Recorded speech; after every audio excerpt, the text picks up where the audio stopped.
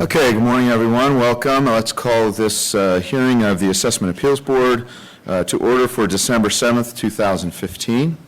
And we'll start with a roll call from our clerk. Board Member Hess. Here. Board Member Curtis. Present. Board Member Stern. Present. Okay, thank you. And now I'll ask everyone to please stand for the Pledge of Allegiance. And if you do intend to provide testimony in a hearing today, please remain standing so you can be sworn in after we're done. Okay, ready to begin. To the flag of the United States of America and to the republic for which it stands, one nation, under God, indivisible, with liberty and justice for all. Okay, great. And again, if you do intend to provide testimony, please remain standing. All right, I'll now place you under oath. Please raise your right arm. When I complete reading your oath, please state I do. You and each of you do solemnly affirm that the testimony you're about to give and the matters now pending before this board will be the truth, the whole truth, and nothing but the truth. Thank you. You may now be seated. Okay, we have a big crowd today and a lot of items on our agenda, so this is how we'll move forward. First, we'll go through a large number of agenda items on our agenda review and take action on all of those at the same time. After that, we'll go through the remaining items on the agenda to determine the status of each application, and then we'll come back after that and hear those that are ready to move forward today. So we'll start with our agenda review. Item number 5, Agenda Review, December 7th, 2015. The Clerk of the Board recommends approval of the Agenda Review by the Assessment Appeals Board. The Agenda Review consists of the following agenda items. Item number 6, application number 12-12169, applicant, Bank of America, NT and SA, removed from the agenda due to submission of a withdrawal. Item number 21 and 22, application numbers 14-10777 and 14-10778, applicant Alcoa Global Fasteners Incorporated, care of Alcoa, removed from agenda due to submission of a withdrawal. Item number 29, application number 14-11104, applicant IMT Cap 2, Thousand Oaks LLC, removed from the agenda to submission of a withdrawal. Item number 32 through 37, application numbers 14-11207 through 14-11212, applicant Sam Menlo, continue to January 11th, 2016, pending receipt of original stipulation.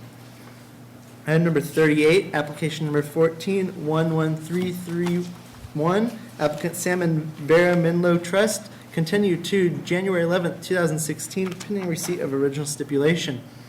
Item number 44, application number 14-11312, applicant GPT GIG BOA, portfolio owner LLC, removed from the agenda due to submission of a withdrawal.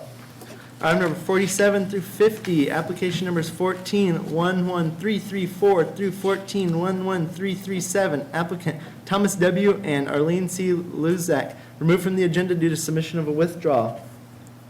Item number 52, application number 14-11339, applicant Ojai Oil Company, removed from the agenda due to submission of a withdrawal. Item number 53, 53 through 54, applications 14-11345 and 14-11346, applicant Tierra Rajada LLC, continue to January 11th, 2016, pending receipt of original stipulation.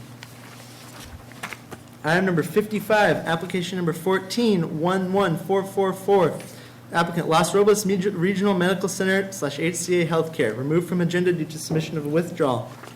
Item number 79, application number 14-12229, applicant Museum of Ventura County, removed from agenda due to submission of a withdrawal. Item numbers 80 through 82, application numbers 14-11587 through 14-11589, applicant LCFRE Westlake Campus LP, continue to January 11th, 2016, pending receipt of the original stipulation. Item number 83, application number 14-11643, applicant PTI Technologies, continue to January 11th, 2016, pending receipt of original stipulation. Item number 91, application number 14-11664, applicant 6H Del Norte LLC, doing business as Cardinal. Continue to January 11th, 2016, pending receipt of original stipulation. Item number 103, application number 14-12171, applicant First States Investors 5000A LLC. That is removed from the agenda due to submission of a withdrawal. And item numbers 104 through 105, application numbers 14-12172 and 14-12173, also for First States Investments 5000A LLC. We can continue those to January 11th, 2016, pending receipt of original stipulation. Item number 110, application number 14-12245, applicant David Paulson, denied due to lack of appearance. And item number 115, application number 14-12401, applicant Sunil Masoon, continue to January 11th, 2016, pending receipt of original stipulation. That completes the agenda review. Mr. Vlahakis, items 47 through 50, I understand that the board may need to take action on that separately, and so it may. That would only be item number 51, which is not on the 51. agenda review. Oh, okay, same applicant, different item. Correct. Okay, got it. Are there any questions, comments from the board on the agenda review? Okay, so looking for a motion to approve the agenda review. So moved. Seconded. Okay, moved by Mr. Curtis, seconded by Mr. Hess. And would you like us to vote on our screens too? Please Okay. vote and make the motion to determine this. Use the mouse and click yes. Sorry about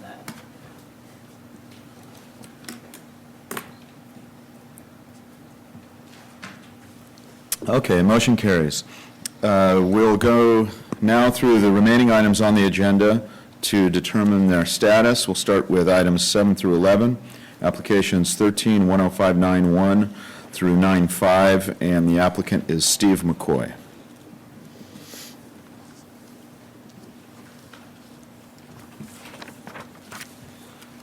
Good morning. Good morning. Could you state your name for the record, please?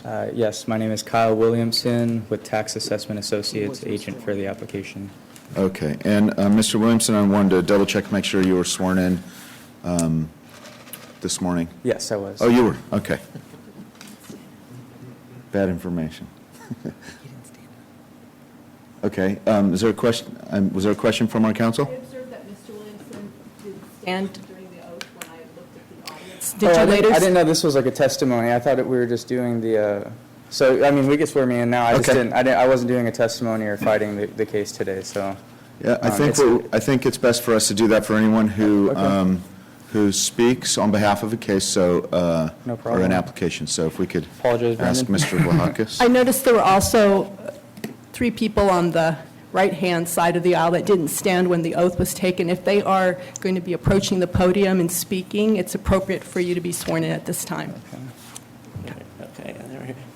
The county staff is already under oath, so they don't need to.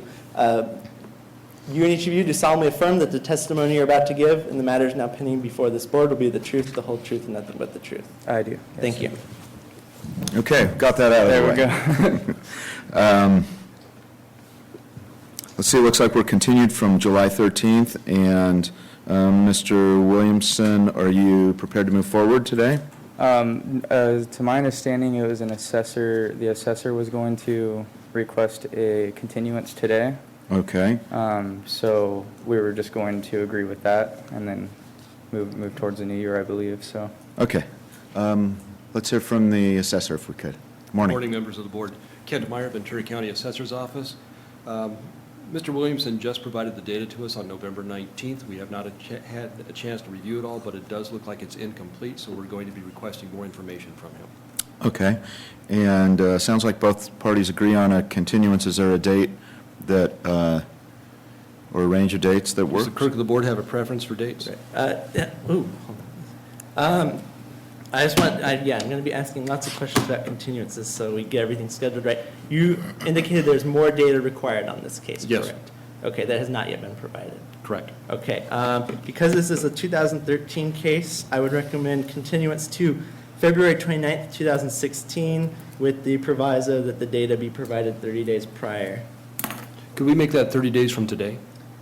That's at the discretion of the board. Okay, and Mr. Williamson, is the applicant okay with that? That's perfectly fine. Okay. Any questions or comments from the board? So we are looking for a motion to continue to February 29th of 16 with the condition that data requested by the assessor be received within 30 days of today's date. So moved. Seconded. Okay, moved by Mr. Curtis, seconded by Mr. Hess, and motion carries. Please vote. Okay, thanks, Do I need Mr. anything Williamson. from you, Brendan? I will mail you a minute order that summarizes today's board decision, which indicates that you're rescheduled for February 29th, 2016, and required to provide any data the assessor has requested within 30 days of today. I appreciate it, thank you. Okay.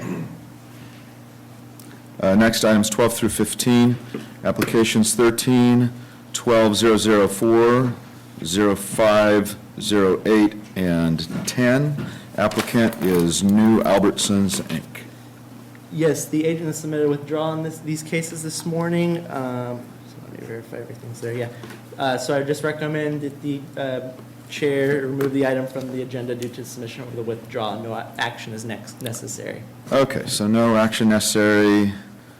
Items 12 through 15 are withdrawn. And we'll go next to item 16, application 13, 12177.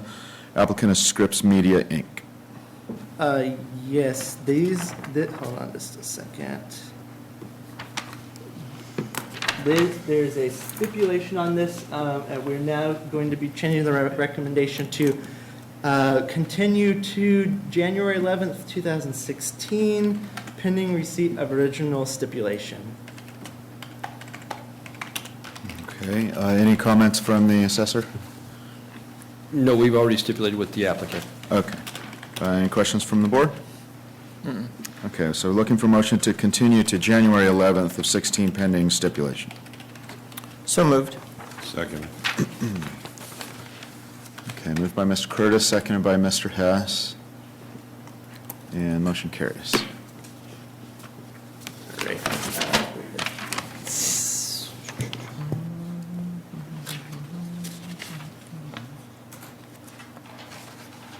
Okay, next, item 17, application 14-10023, applicant is Santa Paula Airport.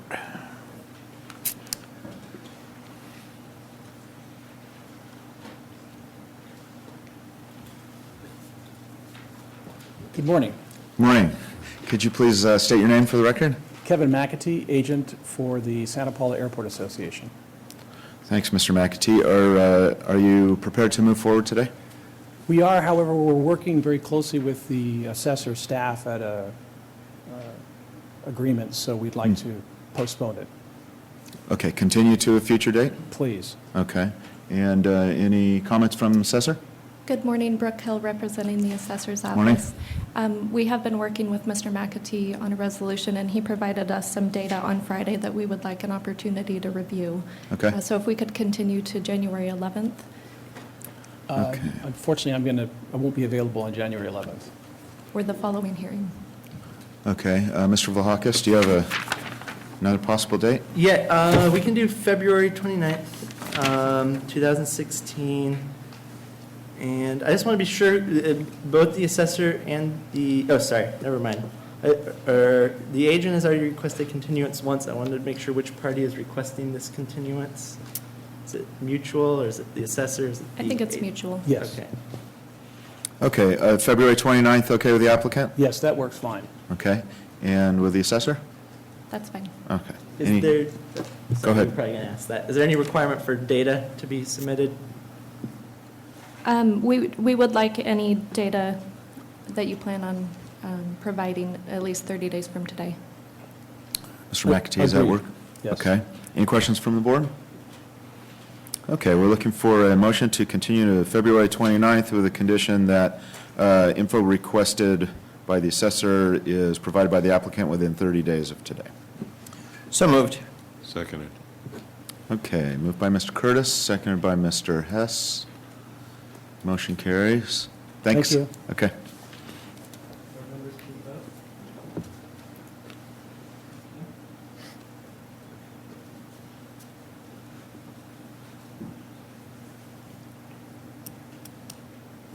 Okay, moving along, items 18 and 19, applications 14-10510 and 10544. Applicant is Crockett Graphics, Inc. Morning. Morning. We'd like to ask for a continuance. Okay. Could you please state your name for the record? Chris Tucker, agent for the applicant. Okay. Okay, Mr. Tucker, and any comments from the assessor? Kent Meyer, Ventura County Assessor's Office. At the last continuance, we had requested a site check, and we still have not been able to arrange one with the agent. Okay, and we'll go back to the applicant, Mr. Tucker. Yeah, that's correct. The controller who works for the company works a couple of days out of the week. So it's been a little bit difficult, but if we get a couple more months, I think we should be able to get that plan to work. Okay, so it sounds like the applicant is willing to schedule a site visit? That's correct. Any other questions or We comments? cannot from move this? forward without the site visit. Okay. Other than the site visit, is there anything else that needs to be provided for the assessor? No. Okay, so with the condition of a site visit, is there a date proposed or that would work for the assessor or requested by the applicant? I think because of the holidays, we would like the February date. Okay, does that work, Mr. Vlahakis? Yeah, this one sounds like it's probably okay to put on February 29th. Okay, and to the assessor, February 29th? That'd be fine. Okay, and I don't want to add things on my own. Is there a request by the assessor to have a condition of a Of a site site visit? visit within the next 30 days. Okay. Any questions from the board? Is that acceptable to the applicant? Yes, it is. Okay. No. Okay, so we're looking for a motion to continue to February 29th with the condition that a site visit is conducted before that date, as soon as January 6th is, okay, so site visit, just going back, Mr. Tucker, within 30 days? That should be fine. Okay. Any other questions from the board? Okay. So moved? Thank you. Okay, moved by Mr. Curtis, seconded by Mr. Hess. Motion carries. Thanks, Mr. Tucker.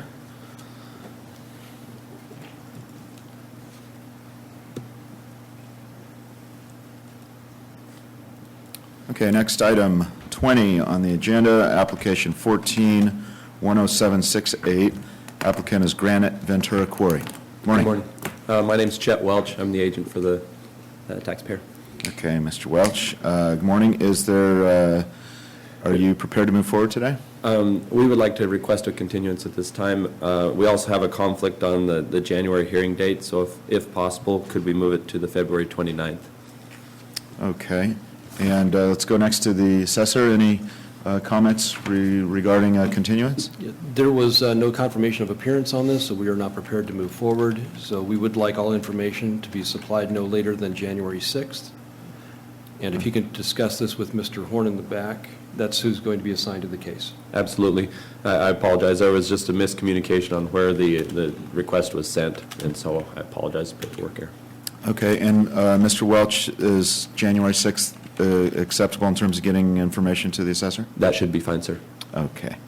And Mr. Vlahakis, we didn't come back to you. Is February 29th work? February 29th sounds good. This case hasn't had any action on it before, so that means it's, more likely to be resolved, so we can go ahead and put it on February 29th. Okay. And everyone okay with February 29th? Applicant, assessor? We'll be here. Okay. Great. So looking for a motion to continue. I'm sorry, are there any questions from the board? Okay, looking for a motion to continue to February 29th with the condition that requested information be submitted by the applicant by January 6th. So moved? Second. Okay, Thank you moved for your by- time. Thank you. Moved by Mr. Curtis, seconded by Mr. Hess. and motion carries. Board members, please vote. Thank you. Next, items 23 through 25, applications 14-108, 92, 95, and 99. Applicant is Scripps Media, Inc. Yes, we recommend, stipulations have been received. We recommend continuing to January 11th, 2016, pending receipt of the original stipulations. Okay, any comments from the assessor? No, we've already supplied a copy of the stipulation to the clerk of the board. Okay. Any questions from the board? Nope. Okay, looking for a motion to continue to January 11th, 16, pending stipulation. So moved. Seconded. Okay, moved by Mr. Curtis, seconded by Mr. Hess, and motion carries.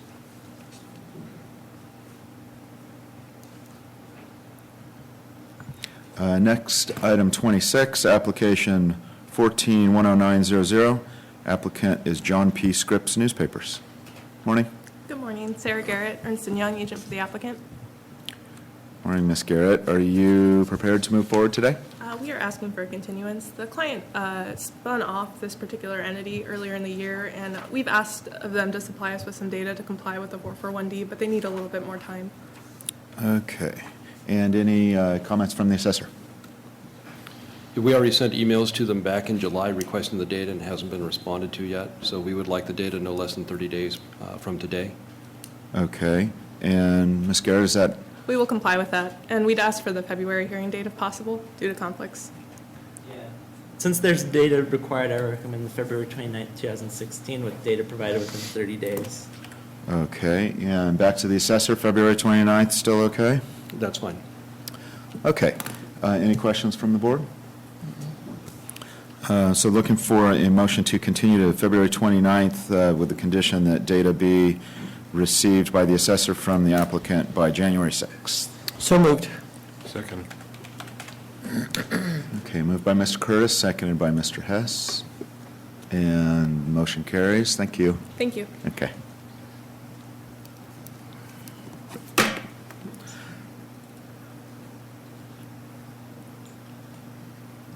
Okay, next item 27, application 14-10960. Applicant is American Investment Group. I do not believe anyone has checked in for this item. Just want to make sure one more time. I was not expecting this, anyone to appear for this item. The agent called and indicated that they, actually, he's the controller of the American Investment Group. He called and indicated he has jury duty today and wanted me to relay that message to the board. And informed him, because it is a company with multiple employees, so I informed him that because it is multiple representatives, they would need to send somebody else to either request an extension or go forward with the case.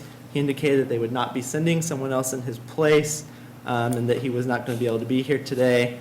Also, the case wouldn't necessarily be eligible to be continued if he had showed up, because an exchange of information under Revenue and Taxation Code 1606 was initiated on November 2nd, 2015, with the applicant to provide their data within 15 days before the hearing. The applicant did not respond as required by the rules, and the rules indicate that in order to continue a case when 1606 has been initiated, there has to be shown that there was no willful neglect to provide the data. Mr. Vilhakis, can you give me the rule citation?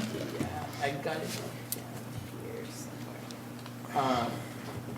And the board doesn't necessarily have to add it, deny it for this additional criteria, but I just want to make the board aware that even if he was here, it wasn't able to continue it. It's Property Tax Rule 305.1, subsection D, which I'll go ahead and read the whole citation. Subsection D, non-response to request for information. If one party initiates a request for information and the other party does not comply within the time specified in subsection B, the board may grant a postponement for a reasonable period of time. The postponement shall extend the time for extending the hearing request. So that it says the board can continue, but it says if the board finds willful noncompliance on the part of the noncompliant party, The hearing will be convened as originally scheduled, and the non-complying party may comment on evidence presented by the other party, but shall not be permitted to introduce other evidence unless the other party consents to such introduction. This agent was aware of the request. I informed him he didn't comply. He made no attempt to comply. And so he was, in addition to not appearing today, he was not in compliance with providing the data as required by 1606. Council's opinion is that in the absence of the agent appearing and explaining their purported reason for non-complying, that it would be premature for the board to reach a conclusion that there's been, at this point, willful non-compliance. There may be, but isn't complete information, and that it would be procedurally more proper for the board to treat this as a denial for lack of appearance with the agent coming in the future, and if they want to try and establish good cause for failure to appear, then you can quiz them on why only one person of the company could appear today despite advance knowledge of the hearing, and decide whether or not you grant reconsideration. Okay, thank you. Ms. Porsche, I do have one question. The reason for not appearing was cited as attending jury duty, which does seem to be a reasonable and valid excuse for not appearing, so. If the board is satisfied that the controller's absence is with good cause because primary knowledgeable person at the company and unavoidably compelled to complete their jury service, the board can continue this to a future date. Okay. Good morning, Mr. Horn. Looks like we might have comments from the assessor. Good morning, board members. Yes, Mr. Oshani apparently had jury duty or has jury duty, and we're not contesting that. What we are contesting is the fact that back in August, he agreed to this date, knowing full well that this was the date that it was continued to, and he could have very well moved his jury duty in conjunction with this date if there was a conflict. And for him to suddenly contact the clerk of the board and say, I can't make it, I'd like a continuance or a postponement or whatever verbiage he used, we find it unsuitable. And if he's not here today, then he should be denied for lack of appearance. Okay, thank you, Thank Mr. you. Horn. I think this probably warrants a I quick think it rests discussion. with the board's discretion. Okay. Right. It's It is- called- We informed him, we verified that there were multiple employees of the company. He was one of the officers, there were other officers. And we informed him of the board's rule that says that the applicant or agent failed to appear because of circumstances that were beyond the control of the applicant or the applicant's agent, and the applicant or agent could not appoint someone to make the appearance on their behalf. So we informed them that they would be required to appoint someone to appear on their behalf. He indicated that there were other people that worked for the company, but they did not plan on appointing someone to appear on his behalf. Okay, Mr. Vlahakis, was there a request by the applicant to continue? Yes, he requested that the clerk reschedule by email. We denied it because he's already requested to continue twice, as shown here on your agenda, and this item was not eligible for continuance because of the 1606 request being initiated. Okay, thank you. So just a quick discussion with the board. Any comments? My thoughts are that it ought to be denied for lack of appearance, subject to the applicant coming back with a motion for reconsideration. I mean, I'm an attorney, I understand jury duty, but I also understand that he probably could have sought a different date. We don't really know whether he had to actually report today or just call in today. So I think somebody should have showed up from the company, the American Investment Group, at least to explain and make an appearance. So that would be my position. Okay. I agree with Mr. Hess. Okay. I think it's important if there is someone who is complying with a jury duty request that we not deny due to lack of appearance because of that reason. So I would even given the circumstances, be hesitant to approve a denial. However, I understand, and the applicant would still have the ability to request a reconsideration. Is that correct? Yes. So I would not be in support of denying it just because of that reason. And so that's Perhaps where we I am. should have a roll call vote. Okay. Yeah, and I was note that in order to continue, at least with the 1606, the assessor's office would have to consent to the continuance, and then the board would have to extend 1606. So even if the board continued today, it doesn't reopen the applicant's deadline to provide their data. Under Right. 1606, the data had to have been provided, so extending it doesn't really do anything. But so I just want to make sure the board was aware of all the facts. Yeah, so we can do a roll call vote. I'm not sure a motion's been made yet. Okay, thank you, Mr. Vlahakis. And related to Mr. Vlahakis's comments, we did hear from our counsel related to the 1606 request, and that we probably do not have enough information to rule on that right now, and so I would agree with that as well. Okay, do we have a motion to any? So what are our options again? I believe our options could be to deny due to lack of appearance, or to continue to a future date, and there may be others that I'm not aware of. I believe the sentiment of the two board members were to take action today to deny due to lack of appearance and wait to hear from the applicant if the applicant chose to request reconsideration of the denial. Well, I would move to deny for lack of appearance, subject to a motion for reconsideration. So moved.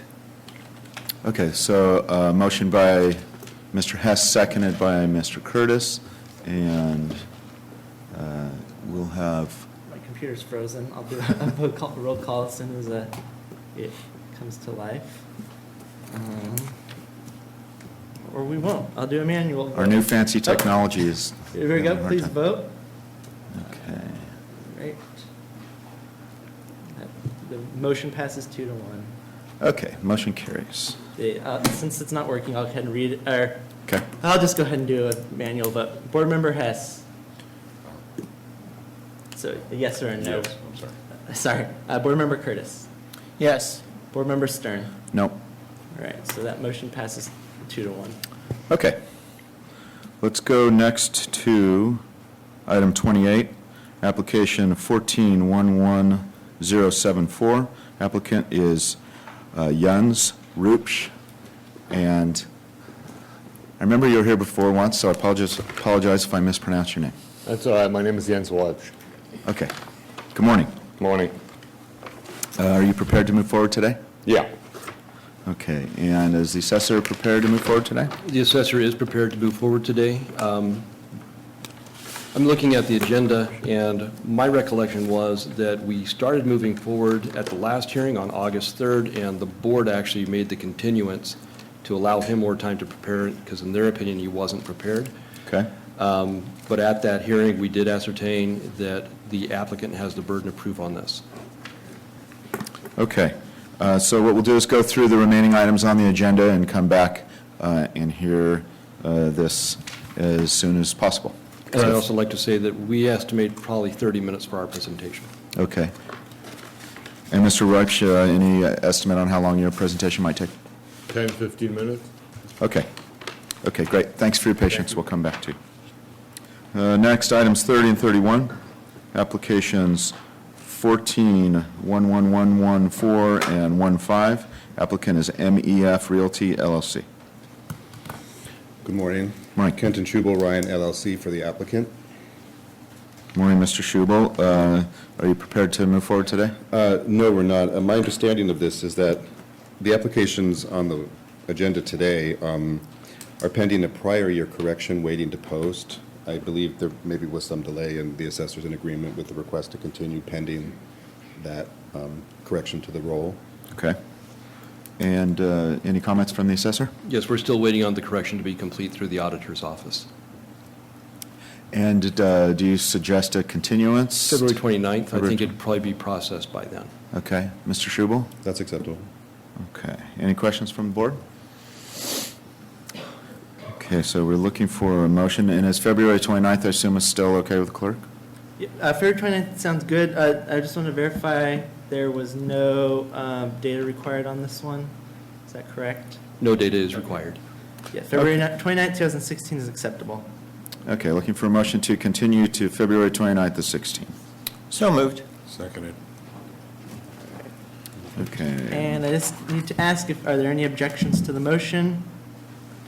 All right, then we can consider that unanimously approved. Thank you. Thank you. Oh, we're not electronic right now? The computer system went down, so I'll be doing manual for the rest until it comes back up. Got it. Next, items 39 through 42, applications 14, 11277, 78, and 15, 10601, and 02. Applicant is Century Theaters, Inc. And it looks like this is a large reduction stipulation agreement that's Yes. separated from the other stipulations. Yes, this was provided to the board on Thursday.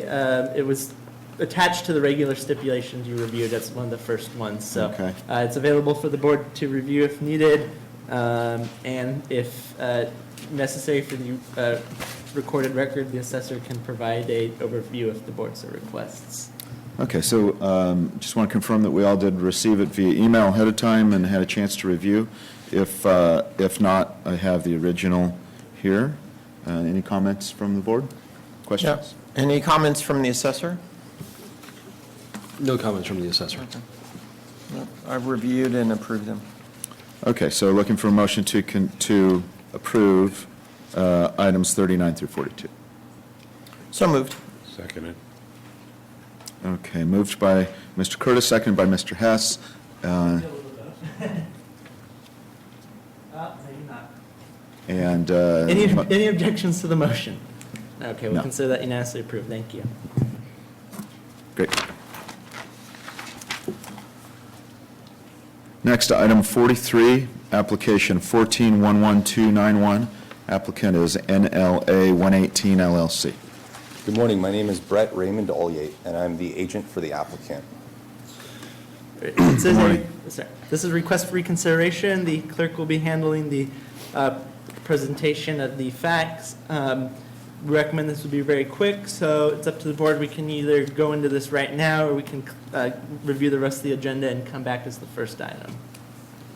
Okay, is there information to be presented from the applicant that would? Yeah, what had happened is on the actual hearing day, I was helping a staffer go through a desk that was messy, and I discovered this paperwork. I immediately contacted Riverside County to let them know that we just received it, and can I request a continuance? I was told that no, this was about 3 in the afternoon. It had already been denied, so I submitted a request for reinstatement on that day. This is the first time that I've ever gotten a lack of appearance, and I've since taken steps to make sure that that will not happen again, and I really do apologize. Okay. Excuse I me. assume you meant beautiful Ventura County, not Riverside County. Oh, Is that I correct? apologize. Okay. And Mr. Vlahakis, does the clerk have? Yes, since we're going to get into this, I'll pass out copies of everything. To the board, this is the application, and this includes the letter from the agent. This is the consideration. Thank you.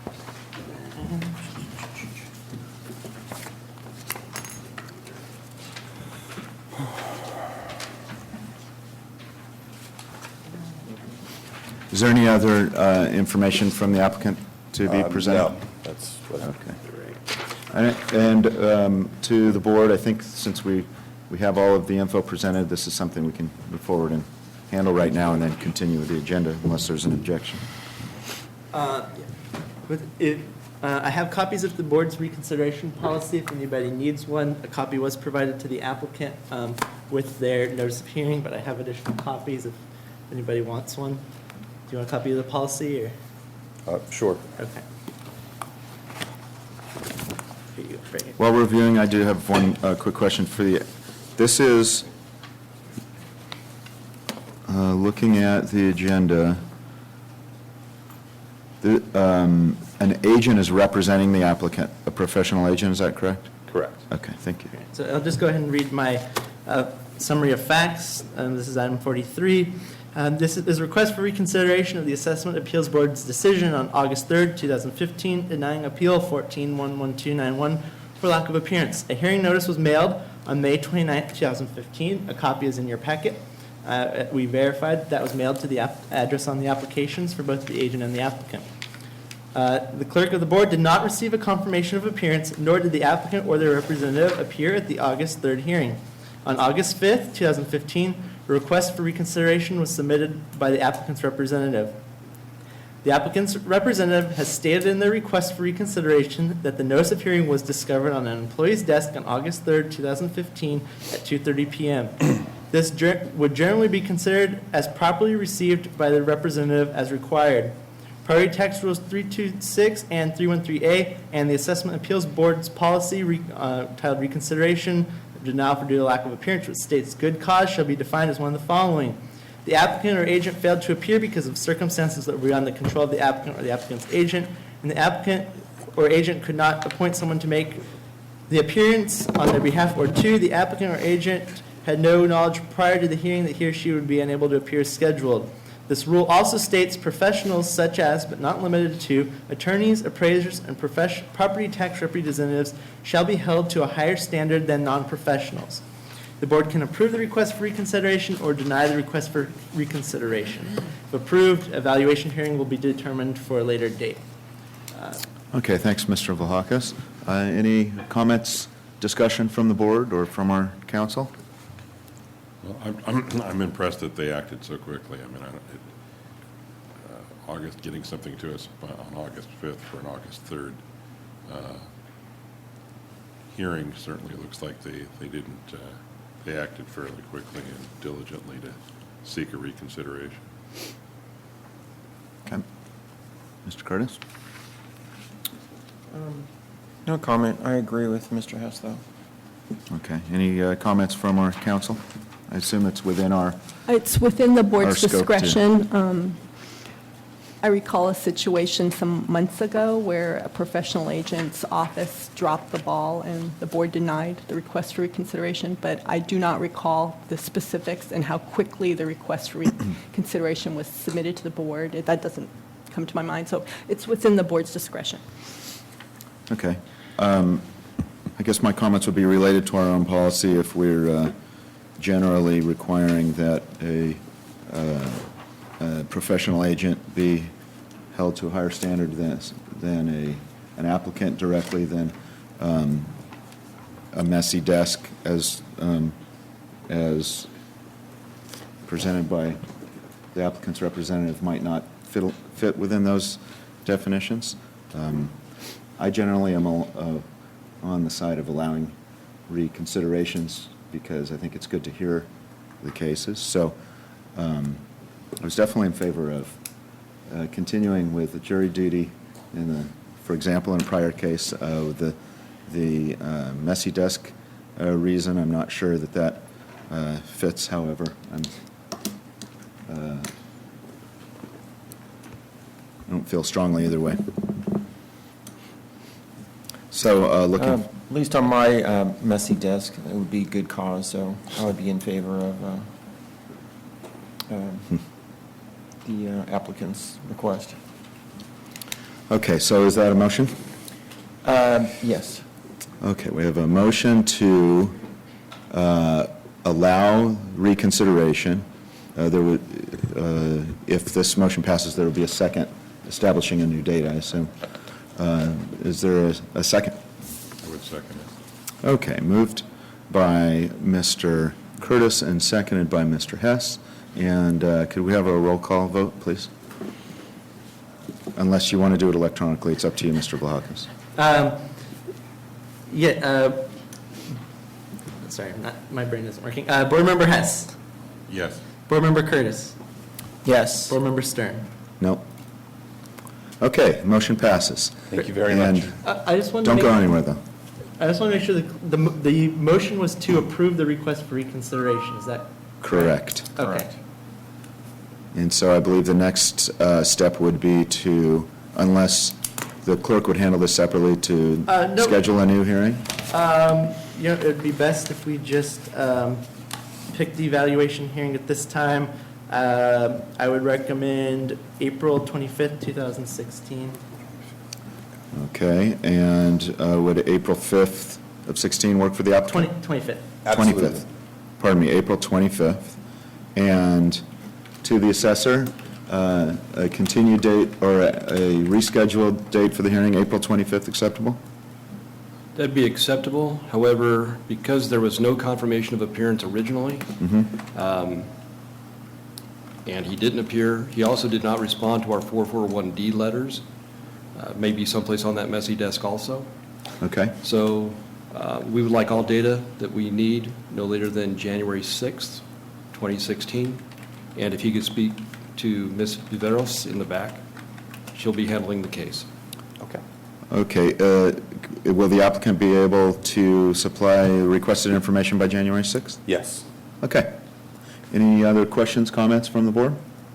So it looks like we have agreement from both parties to a continuance to April 25th of 16, with the condition that all requested information be submitted by the applicant to the assessor by January 6th. And looking for a motion to that effect. So moved. Second.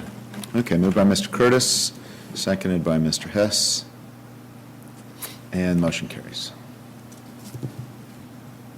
Okay, thank you. Thank you very much. Just want to verify there were no objections to that motion. Oh, actually, please vote. Nope. Yeah.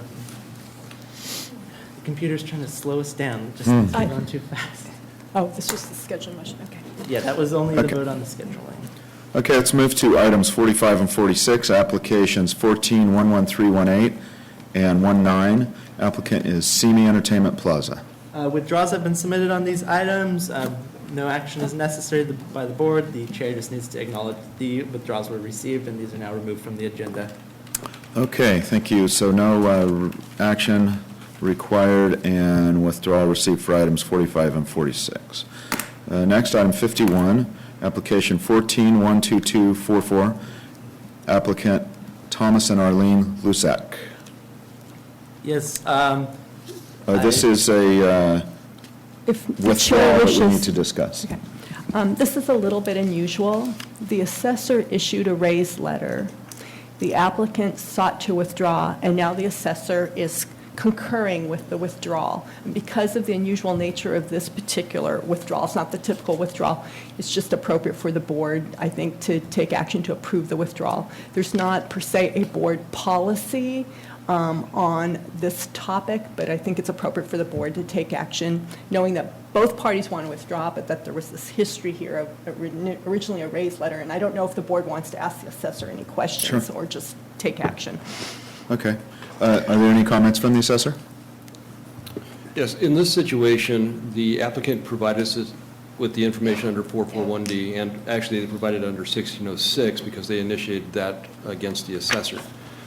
Upon receiving the new information, we realized that we had underassessed the property. He reviewed some information that we sent him, agreed to withdraw the cases, but wanted us to withdraw the increase also. We are willing to withdraw the increase, provided that we could still, if we choose to, initiate an escape assessment on the property. Once we initiate an escape assessment, his appeal rights on that will be reinstated. Okay. Thank you. I guess my first question would be whether it's within, to our council, whether it's within the authority of the board to rule on whether the assessor can have a future escape assessment, or whether that's not related to our While the council's thinking about that, is the board know that the board can, in any case, reject a withdrawal and determine that property value should be changed on their own action. The board can also take up value that hasn't been appealed and raise on their own action if they thought necessary. The question about the escape assessment in general, if the board does not adjudicate and make a value conclusion, then it's still open on that value, whereas if the board had ruled on the value, the assessor would not be able to change it but council might have more exact legal citations on that. I'm looking at a letter that was supplied to me by the clerk of the board dated December 4th, 2015. And in that letter, the assessor says with respect to this agenda item, due to the withdrawal submitted today for this case, the assessor requests that the clerk of the board accept this letter as a withdrawal of the proposed increase.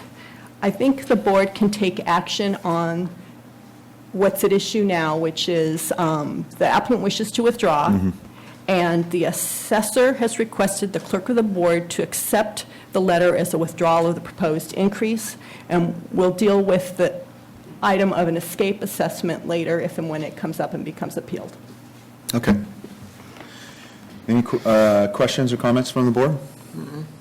Okay. So, I would like a formal motion on this since it's an abnormal withdrawal that the board accepts the party's withdrawal of the applications if the board goes that direction. okay. Sounds like we may have a consensus along the lines of granting the withdrawal, so if there is a motion or a further discussion, now would be the time. I would move to grant the withdrawal, subject to the assessor's office right to retain the right to seek the escape assessment at a later date should they choose to. And so moved. Okay, so moved by Mr. Hess and seconded by Mr. Curtis.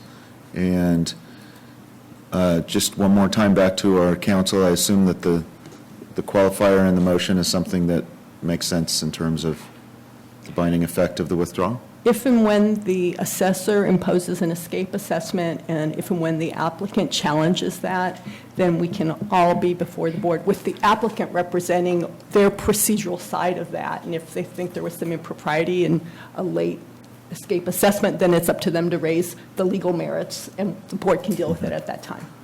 So the motion's okay as stated? Yes. Okay, great. So moved. And the assessor's okay with the language of that? Yes. Great. Moved by Mr. Hess, seconded by Mr. Curtis. Motion carries. Should all be able to vote this time.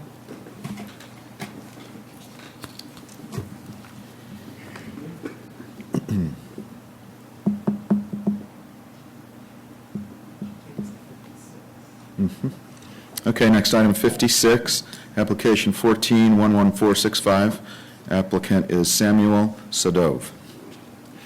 No one has checked in for this item this morning. I called and spoke with the receptionist at the property, and she was going to verify if the applicant was coming or not. She was going to relay my information to him and have him call me back. I didn't hear from him. So they were, and it's also been continued several times. So they should be well aware that there's a hearing today. Therefore, I recommend denial due to lack of appearance. Okay, and just double checking, any representatives of Mr. Sadov in the room?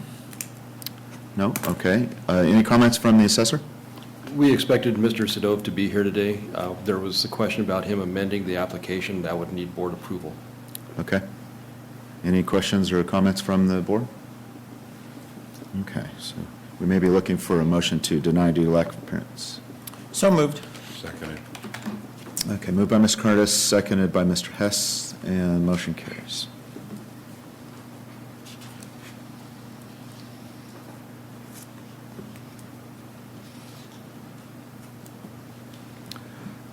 Next, items 57 and 58, applications 14-11501 and 14-12100. Applicant is McGalick Group. Morning. Good morning. I'm David Fader. I'm the agent on behalf of the taxpayer. Okay, Mr. Fader, are you prepared to move forward today? Yes, sir. Great. And is the assessor prepared to move forward today? The assessor is prepared to move forward. We estimate 20 to 30 minutes for our presentation. Okay, and Mr. Fader, any guess on the timing of your presentation? That's about right, 20 to 30. Okay, great. So we'll finish getting through the agenda and come back to you as soon as we can. Excellent, thank you. Thank you. He's also the agent for the next items. Okay, great. Next, items 59 through 63, applications 14-12336 through 14-12340. Applicant, again, McGalick Group. And Mr. Fader, on these items, prepared to move forward? Mr. Chair, we're asking for a continuance on this case. Okay. These are escape assessments that were issued by the assessor as a result of the base year change, which is the subject of the prior appeal. So we recommend that the board continue these after they hear the prior case. If the agent is successful in achieving a reduction in the prior case, then the assessor has to automatically roll that base value forward, which will affect the timing for the other cases. So we recommend hearing items 57, 58 first, and then determining the necessary continuance timeline on these remaining cases later today. So trailing, Yes, Mr. Vlahakis, you're trailing these. recommending trailing these? And Mr. Fader, does that make sense and agreeable to you? Yes, sir. Thank you. Okay. Any questions or comments from the assessor? No comments. Okay, and is the assessor okay with trailing this item until later? Okay. Any questions from the board? Okay, so we will then trail items 59 through 63 until later in the hearing. All right, so you're good. Thank you.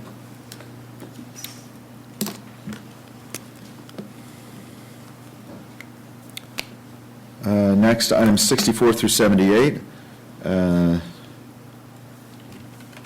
Applications 14-11505 through 509, 14-11513, 16, and 20, 14-11525, 14-12094, 14-12109 through 13. And again, applicant is Magalic Group. Hi, Mr. McAtee. Hello again. So just there's some appeals that were filed related to these parcels. I believe it's all the parcels covered by this. In 2015, that are the base values for these appeals. And these appeals are all the subsequent escape assessments, so that everything kind of got scheduled out of order. We haven't been able to schedule anything for 2015 yet. So we're recommending, assuming all of these have their base years appealed in 2015, that the board continue these to a date uncertain, and then once we are able to get the 2015 applications scheduled, which include the base year, then we'll follow these up behind them. It's just kind of some scheduling juggling to get these taken care of. Okay, so before we go back to the applicant, Mr. Vlahakis, the clerk is recommending continuing to a date not yet determined? Yeah, a date, last time I did this, they used both terms, date uncertain or date not yet determined. The Okay. board can say whatever they want. It'll have Okay. the same effect. Okay, so let's go back to our applicant. Mr. McAtee, is that, those comments agreeable to the applicant, or do you have anything else to comment on? No, I have nothing else to add. That is very agreeable. We're working closely with the clerk of the board and the assessor on these Okay. appeals. And any comments from the assessor? We'd like this scheduled no later than April if possible, on all of them. And because of the nature of it, we have to do the base values first. Right, so So- it's waiting for the 2015 applications to be sent down to the assessor. Once we're able to send them down to the assessor, we can establish these for one of the first hearing dates, which get 2015 applications on them. At this point, we can't commit to any dates for 2015 applications. That's why we're recommending to a date not yet determined. The 2015 applications, though, would be dealing strictly with a decline in value. Is my understanding the 2015 applications are the base years, and that's why. Their base years also? That's why we've granted indefinite continuances That's on right. all of these other, because we were informed that the base years were all in the 2015 applications. Yeah, I'm recollecting what happened with this one, so yes. Right. And the assessor They need hasn't to be- seen them yet, so you can't really, I guess, verify, but, and I'm not really sure either, because there's so many hundreds of applications for this specific applicant, so, in 2014 and 15. So I'm not able to verify. I'm taking all the parties' words for it that the base years are in with the 2015s, and we'll schedule those as soon as we possibly can. Okay. So it sounds like both parties are in agreement to a continuance without scheduling a specific date, is that correct? That's correct. Okay. Okay, any questions from the board? Okay, so looking for motion to continue to My- dot, dot, dot, Yeah, to a date not yet determined. to a date not yet How does determined. this mechanically get a date eventually? So, under the, I'll give the board an overview. Under the rules, the board doesn't have to order any dates. The board can simply order a continuance, and then the clerk determines a date and has to notice the parties 10 days prior to the date. So 10 days, likely way more than 10 days, the clerk will send a notice saying, your hearing is now on this date, and that's what we'll do. And so we'll figure, the clerk will work that out later. By the board ordering it to a date not yet determined, the clerk can use their discretion to come up with a date later. All right, just curious. Okay. We're looking for a motion to continue. So moved. Seconded. Okay, moved by Mr. Curtis, seconded by Mr. Hess, and motion carries. Thanks.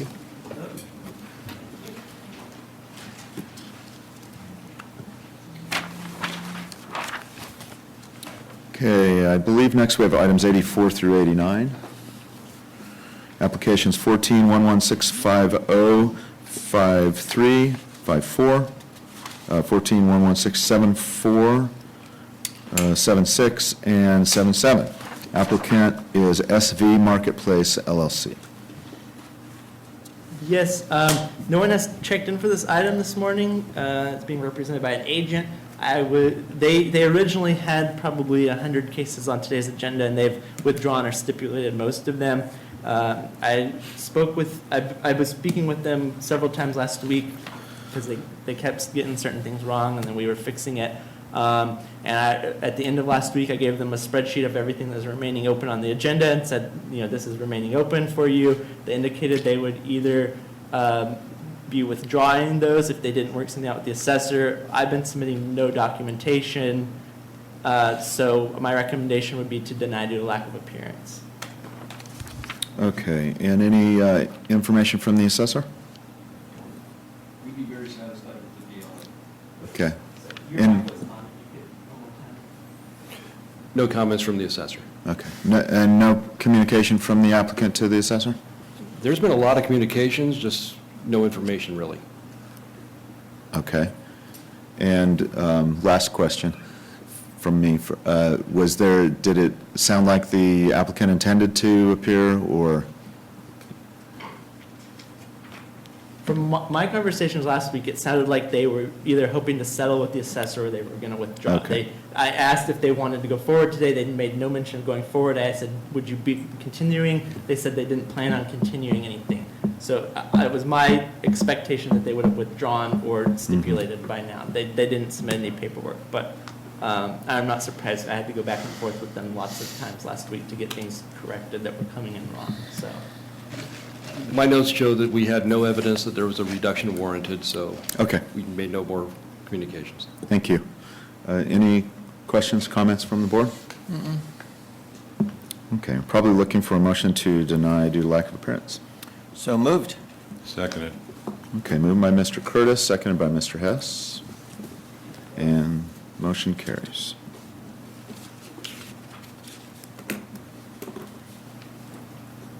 Next, item 90. Application 14-11655. Applicant is Seaboard Produce Distributors. It's the same comments apply to the last application. It's the same agent, is in frequent Okay. contact with them. In addition, though, this case, they did not confirm appearance, so if they had appeared today, they would not be permitted to go forward. So I'm recommending denial due to lack of appearance. Any comments from the assessor? Regarding this case, nobody in our office has spoken to him about this. Okay. Any questions, comments from the board?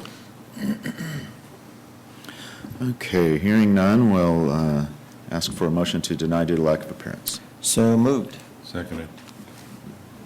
Moved by Mr. Curtis, seconded by Mr. Hess. And motion carries. And I believe next we go to items 92 through 100. Applications 14-11691, 93, 95, 97, 99, 14-11702, 14-11703, 04, and 05. And the applicant is Fresh and Easy. Morning, board members. Morning. We'd like to ask for a continuance. We provided the assessor's office with every document requested on their 441D letter. Okay, I know you've been here before, but if you could state your name for the record. Renee Daza, agent for the applicant. Okay, welcome back, Mr. Daza. Thank you. And I'm sorry, did the applicant's requesting a continuance? I believe this is a mutual, but we can do it either way. Understood. And we'll go to the assessor with any comments? Yes, Mr. Daza provided the information on November 23rd. This is after a continuance on August 3rd, in which there was a proviso that they would provide the information no later than September 2nd, and Mr. Daza did stand before the board and said that would be no problem. However, the information was just provided on November 23rd. And for clarification on that point, we didn't know that Fresh and Easy was filing bankruptcy on October 30th, so they had other priorities. We put the request into the client. One of the items the assessor's office requested was copies of the pertinent tax pages. Obviously, at a time when you're about to file for bankruptcy, that information was not easy to get from the client. Okay, yeah, thank you. And from the assessor again, is there, Mr. Meyer, is the assessor requesting any specific action? I believe we have all the information we need, but we still have to review it. Okay, so the assessor would be okay with a continuance? If that's what the board orders, yes. Okay. Any questions, comments from the board? My recommendations for dates, since all data has been provided, I think I have room for one more case on January 11th, 2016. If that doesn't work, I'm thinking maybe February 29th, if not April 25th. Okay, thank you. The clerk would desire January 11th if that works with everybody. Okay. Any comments from the applicant? Well, I'd like to Dates? probably hear from the assessor's office what they think. We're going to be here on February 29th either way for another case, I believe. We're on calendar. But I believe we can settle this case for Fresh and Easy, so it's really for the assessor's office. Okay. We plan on being here on January 11th. Let me verify if he already has anything on January 11th or not. I'm fine with the February 29th to not inconvenience the representative. Let's see.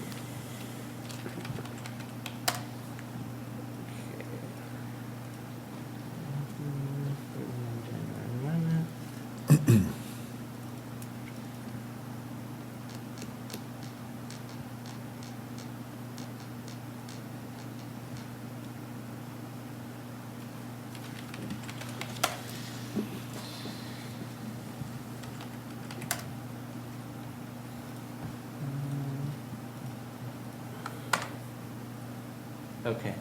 Yeah, they do have other cases on February 29th, so if the clerk's okay with continuing to February 29th, 2016, if that's what everyone else wants to do.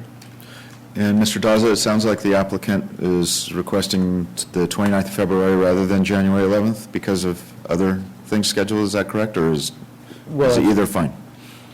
Either is fine, but I guess what we're asking is, would the January 11th be enough time for the assessor's office to review and conclude with their evaluation? Go back to the assessor one more time.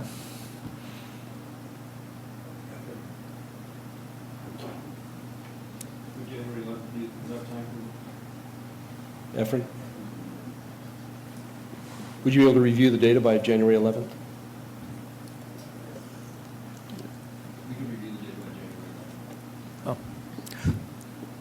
So the assessor is okay with January 11th, it Yes. sounds like, and applicant? We are too. Okay. Any questions, comments from the board? I'm good with January 11th. Okay, so we're looking for a motion to continue items 92 through 100 to January 11th of 16. So moved? Seconded. Okay, moved by Mr. Curtis and seconded by Mr. Hess, and motion carries. Thank you, board members. Thank you. Next, item 101, and I'll give you a minute, Mr. You're good. Vlahakis, sorry? You're Okay. good. Item 101, application 14-12153, applicant Oxnard Lemon Associates Limited. Good morning. Morning, Mr. McAtee. Is the applicant prepared to move forward? No, we're working very closely with the assessor on a negotiated value. We've scheduled a property tour for this Wednesday. Okay. And to the assessor? Yes, we need to do a site inspection of the property. Okay, has a date for continuance been discussed?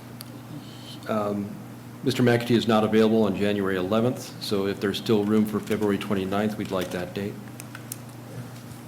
Yeah, I can probably squeeze a few more in February 29th. I'll go with that. Okay, Mr. McAtee, February 29th, acceptable? Yes, it is acceptable. Okay. Any questions from the board? Okay, looking for a motion to continue to February 29th. So moved. 16. So moved. Okay, moved by Mr. Curtis, seconded by Mr. Hess, and motion carries. Thanks. Next, item 102.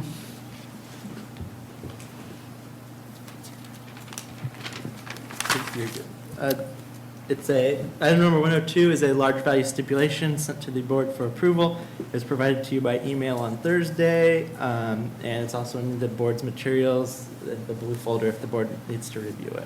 Okay, so again, the board received the stipulations via email ahead of time. Any questions or comments? Okay, so looking for a motion to approve item 102, which is application 14-12158, which is a stipulation. So moved. Seconded. Okay, moved by Mr. Curtis, seconded by Mr. Hess, and motion carries. Please vote. Thank you.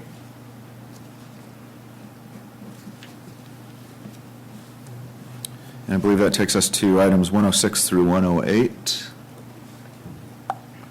Applications 14-12174 through 76. Applicant GPT GIG BOA Portfolio Owner LLC.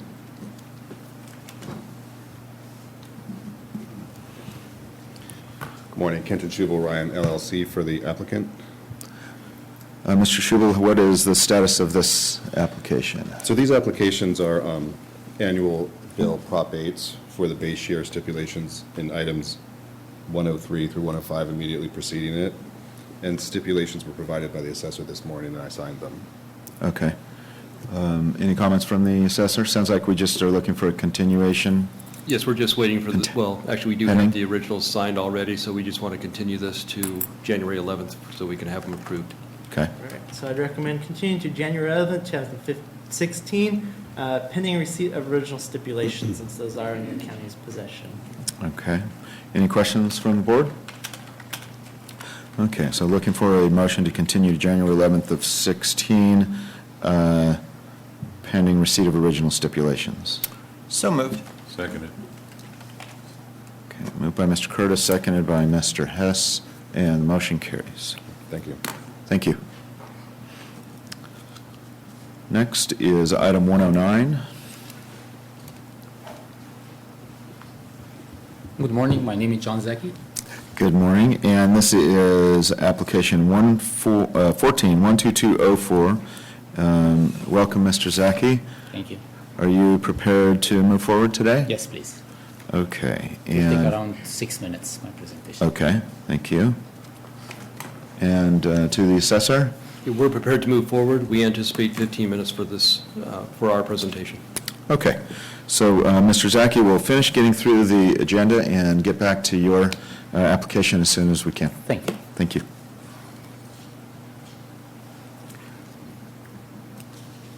Next, item 111.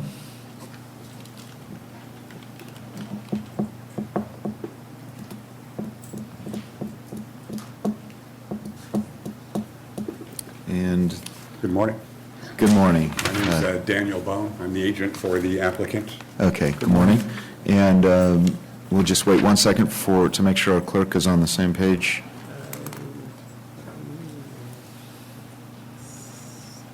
Oh, Is it 111? yes, Okay. sorry, hold on. I forgot about one. And this is application 14-12262. And we'll go back, good morning, to our agent. Is the applicant prepared to move forward today? Yes, we are. Okay, and we'll go next to the assessor. We need to request a continuance on this. If January 11th is fine with him, we'll do that. If not, we'll go for February 29th. Okay. And just in terms of the proposed continuance, is there a little bit more information that we could have for the reason for the continuance? Thank you, Mr. Chairman. Rick Denham, Ventura County Assessor's Office. Morning. Morning, and members of the board. I just received this morning very thorough information from the applicant, so we should be able to process that rather quickly, and so January 11th would certainly be easy for us. We have all the information that we would need. Okay. Thanks. Thank you. And let's go back to our applicant. Is a continuance agreeable to the applicant? Absolutely. Okay.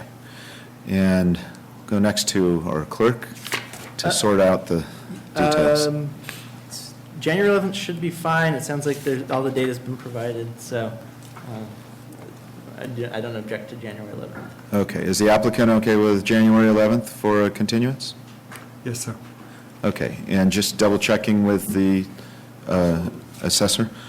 Okay. Any questions from the board? And we're looking for a motion to continue to January 11th. So moved. Seconded. Okay. Moved by Mr. Curtis, seconded by Mr. Hess. Motion carries. So thank you. We'll see you back then. Thank you. Next is item 111. We just heard 111. Oh, 112. Sorry. you're right. Thank you. 112. Application 14-12266. Applicant is Charlie Villa. Good morning. Good morning. I'm Charlie Villa. I'm Ruben Villa, I'm her husband. Good morning. Welcome. Are you prepared to move forward today? Yes, we are. Okay. And let's go next to the assessor. The assessor is prepared to move forward. We estimate about 10, maybe 15 minutes on this. Okay. And Ms. Villa, is there an estimate of time that you think it would take to present your case? About 15 minutes. 15 minutes. Okay, great. So we will finish going through the agenda and come back to your application as soon as we can. Thank you. Okay.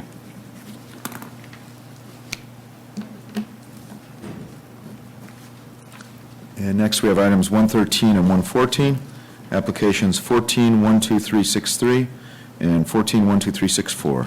Applicant Rolling Oaks DR LLC. Rolling Oaks Drive probably is my guess. Morning. Good morning, members of the board. Robert Slavin, attorney for the applicant. There was a 441D request, and we just received the rent roll. We had received the income and expense statement earlier, but not the rent roll.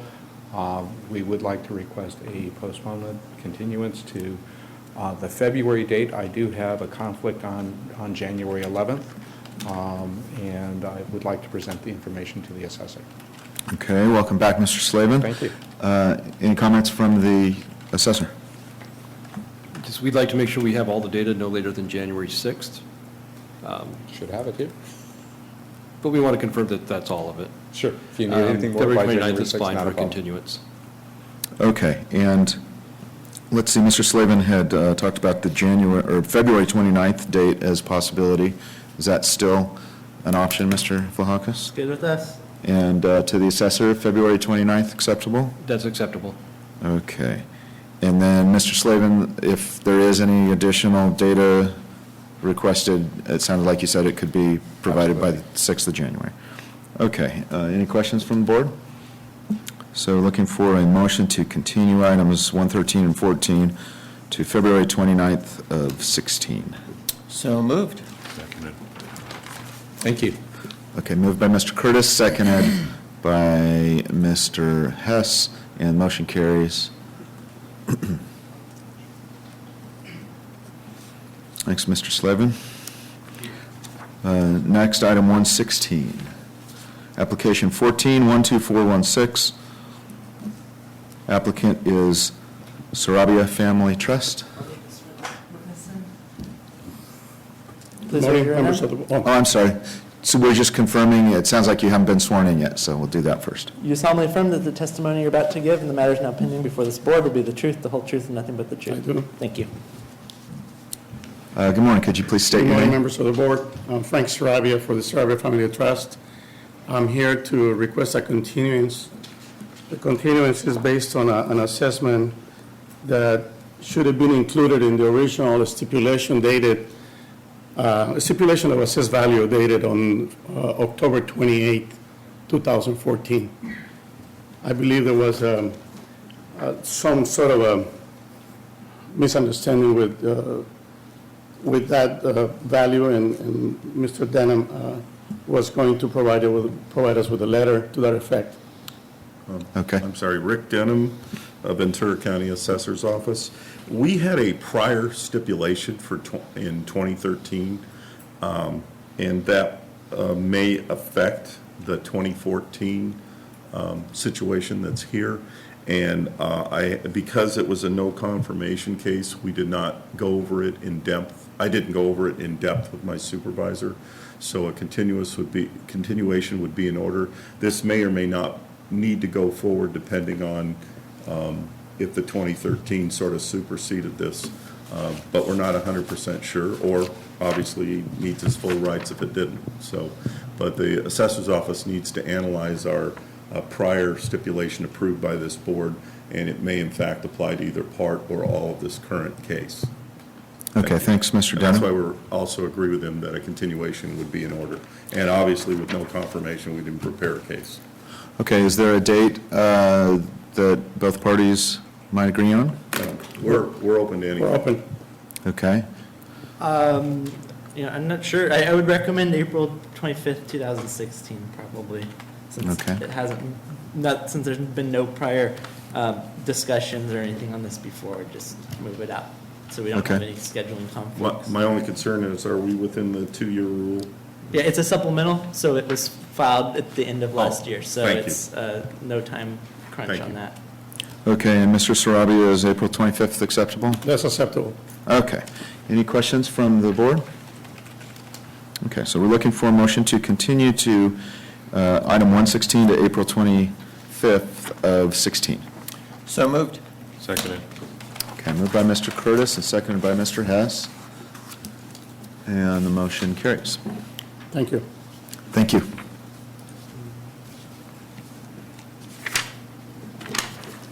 Okay, next on the agenda, we have two items for approval of findings of fact, I believe. Is that correct, Mr. Vlahakis? Yes, we're just asking the board to receive and file findings of fact that were issued with board email approval between this hearing and the prior. If we had put them on for approval today, it would have been after 45 days. So we've issued them outside of the hearing cycle, and this is kind of our new procedure for properly publicly noticing that findings of fact have been approved. It's just the board receive and file the findings of fact as listed. Okay, and so both of these findings have already been submitted to the board for review and approval ahead of time? Yes, so we Okay. put a little note on there when they were heard, and then when the findings were, Yep. of fact, were approved and mailed to the applicant. Got it. So first we have items 118 through 155. Sorry, just to clarify, you can receive and file item 117, and it'll cover everything. It's kind of like the stipulation. Got When it. you approve it, approves everything. So we just need a motion to receive and file on item Okay. 117. Okay, so then for item 117, which includes the findings of fact for 118 through 155 and 156 through 157, any comments, questions from the board? Okay, so we are then looking for a motion to receive and file those findings of fact. So moved. Seconded. Okay, moved by Mr. Curtis, seconded by Mr. Hess, and the motion carries. Okay, so we have now gone through all of the items on the agenda, and we'll take a recess for 10 minutes and come back in here. I just want to clarify with our clerk items. I'd first recommend, let's see, I'd recommend we hear 112 first, and then item 28, and then, let me make sure these are all active still, the 109, and then end with 5758.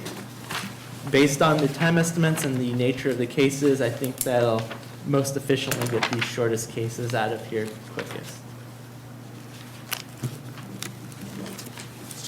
Okay. 112. So I'd 112. recommend, sorry, I can read the applicant. So I'd recommend, first case would be item 112. Got it. Applicant Shirley Vila.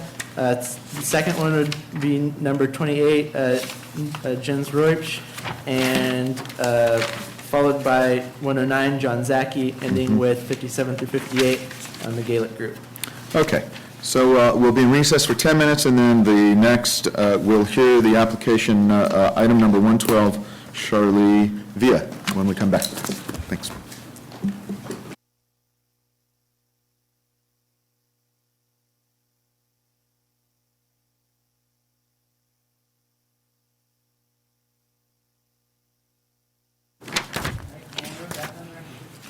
Okay, we're back in session. It's about 10 after 11. We'll be first hearing item 112, application 14-12266. Applicant is Charlie Villa. I will make a note for, let's see, we have 4 hearings moving forward, and it looks like the third and fourth, the fourth is McGalick Group, items 57 and 58. If I were going to guess, I would say that those might be heard after our lunch break. So in terms of planning for Mr. Fader, that's where we are. So it's up to you how you want to handle that. So let's go ahead with item 112. And it looks like we are working with a single-family residence and undetermined whether it's owner-occupied. But what I'd like to do is start by getting a brief overview from the assessor. Travis Ekema with the Ventura County Assessor's Office. Hi, Mr. Ekema. I will be the expert witness today, and we'll go over the overview of the case. The application number is 14-12266. This is regarding parcel number 0860121-065. The assessment appealed was a supplemental assessment that was noticed on March 23rd of 2015 in regards to the 2004 roll year. They're contesting the change of ownership of the property and that no change of ownership occurred. The value on the roll for the supplemental was $395,997, and the applicant's opinion of value was $191,986. The overview is on September 15th of 2014, a grant deed was recorded transferring 1/2 of the interest in the subject property from an employee of the assessor's office, Carla Day Dennis, to Charlie Jean Villa, and that this transfer caused a 50% change in ownership. The burden of proof will lie with the applicant. This is a single-family residence, but is not owner-occupied. The applicant owns a property at 5329 Primrose Drive in Ventura and has the homeowner's exemption, and therefore is claimed to be their principal place of residence. So the burden of proof will be on the applicant. Okay, thanks, Mr. Ekema. So my understanding is that we're only dealing with an issue related to a transfer and not valuation. Is that right? That is correct. Typically in these cases, the board will make a determination regarding the legal aspect of the case, and then after the legal aspect has been decided, the case will be continued for evaluation if necessary. Okay. So unless there are any questions from the board, Chairman? we'll I just move wanted to forward. clarify, I think council mentioned this, I didn't think about it. On the application, the applicant has requested findings of fact. I do not have any payment for findings of fact. So just to Mr. and Mrs. Villa, would you be requesting findings of fact, which is a legal document necessary to challenge this board's decision today to the superior courts, and that would cost you $150 today? Would you like that document?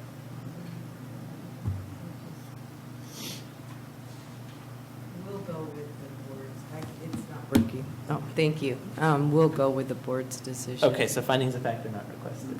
Thank you.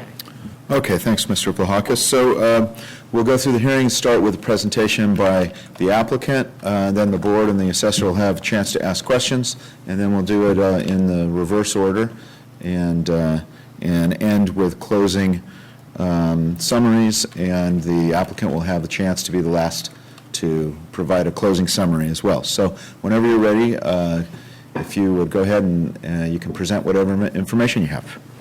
Thank you. Is there anything you'd like to add up? Yes. You want to go, okay. I made, I didn't know what to supply or what today would all intend. I have a copy. These are copies of documents just showing what the property taxes were. Let me start from the beginning. I'm petitioning the board because I did not purchase the parcel from my sister. It was tied up in probate. It was an inherited property from my mother. She died in 2008. My grandmother had passed away in 2006, so we had property in Paso Robles, California. My sister was not interested in this house on Kings Road. She wanted to trade inheritance, so she would get the 50% out of the house from the property in Paso Robles, and I would take ownership. On or about July of 2008, Sherry W. Love's estate was entered into probate with John Blaylock as executor of the estate. He was so afraid of doing anything wrong, he didn't even want to talk about taking the assets from the ranch property and giving that to my sister in trade for the other house. Or he didn't want to do any of that. The property that was in Paso Robles, my grandmother passed away in 2006. That was held up and was just settled on September of 2014. At that time, I traded my sister the inheritance. And there's documents that show the trust deed that John took. He filed on behalf of my sister and I putting the house in our names, which there was no discussion on that. He just did it. The money and all the assets on the ranch were tied up. When my mom's estate went into probate, all that was considered part of her estate was the ranch in Paso Robles. So it's all inherited money from my mother. We just didn't get it until 2014. And that's why there's another document in here where my sister had signed a transfer deed to me in August because she didn't want the house. And it was all inherited. It was all inheritance, and I just feel that we should not be double taxed on our inheritance.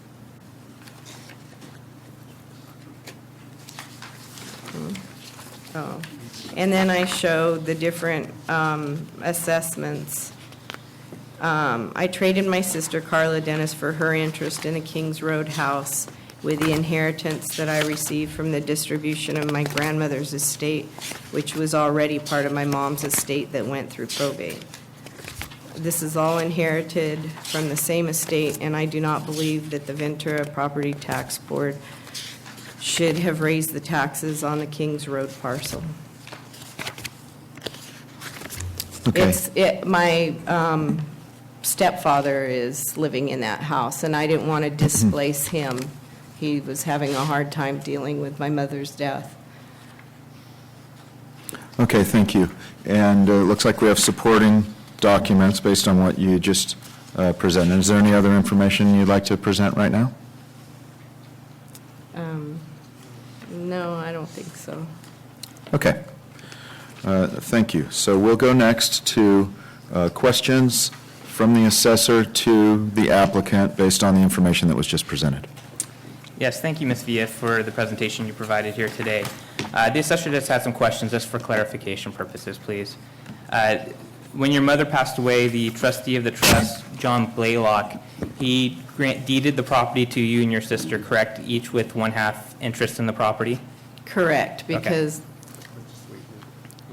because the other wasn't settled yet.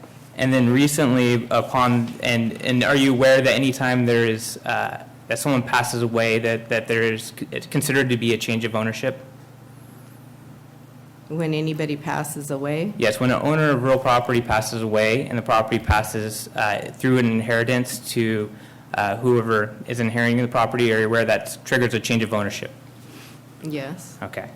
And was there any consideration paid to your sister, Carly Day Dennis, when you acquired the property, or when you acquired the other 50% of the property? I traded my assets from the ranch. And how much was that valued at? That was $255,000. So you don't contest that you paid $255,000 to your sister to acquire full interest in the property? No, Okay, no further questions from the assessor. it was all inheritance. Okay, thank you. Let's go to questions from the board to the applicant. So just relating back to Mr. Ekema's question, the page before the last page of your exhibits from Camarillo Escrow for the 255, is that what you're referring to? Yes. And the reason I did it through there is, excuse me, my son was working for them, and we all felt that it was in our best interest to have a legal document so that it protected my rights and my sister's rights as far as the property. Sure. And so how did you come up with the value of $255,000? We had an appraisal done in September. Well, actually, is it September? No, it's over here. It was done August 14th. Sure. And the value of the property at that time was what? $530,000.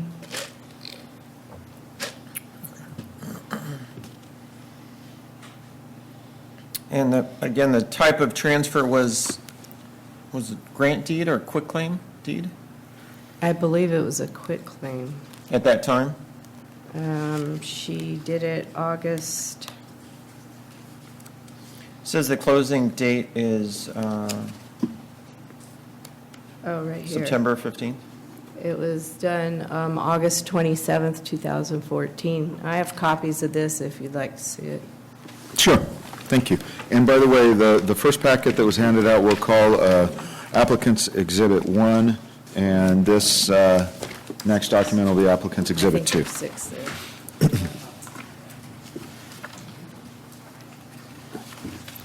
Thank you. Sure, and during this whole time, you were dealing with an attorney? No, we didn't have an attorney. It was just the executor was my cousin, and he didn't want to have anything to do with it. And the attorney retired that was handling both estates.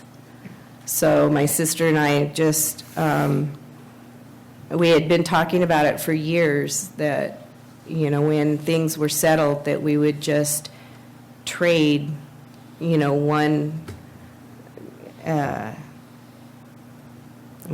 inheritance for another. Sure. But during this time, did you have any legal counsel to help you, maneuver? No. And you didn't? No, sir. Why is that? I mean, you felt comfortable enough with? I felt comfortable enough from what we had been told before by the executor, the estate, and just things that my sister had told me also. Mhm. All right, thank you. Mr. Hess, do you have any questions? No, not yet. Okay. I just have one quick question. In terms of the transfer and the consideration for the purchase of the home, was there a separate transaction where money was paid from your sister to you for the, I think you said Paso Robles property, and then cash that went into the escrow for this, or was it just trading? No, values? the escrow company from the property of the ranch Mhm. transferred it into, wired it into my checking Okay. account, and then Camarillo Title Company transferred it out and gave it to my sister. Okay. When you speak of the ranch, what address? It's off Mahoney Road. It backs up to Camp Roberts in Paso Robles. It was 650 acres. Okay. And that's in the county of? San Luis Obispo, I'm sorry. Okay. Okay. Thank you. Any other questions from the board? Okay, we'll go next to the assessor's presentation.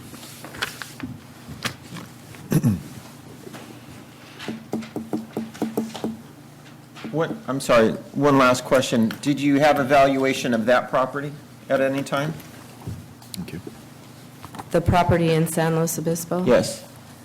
There had been many assessments done on that property.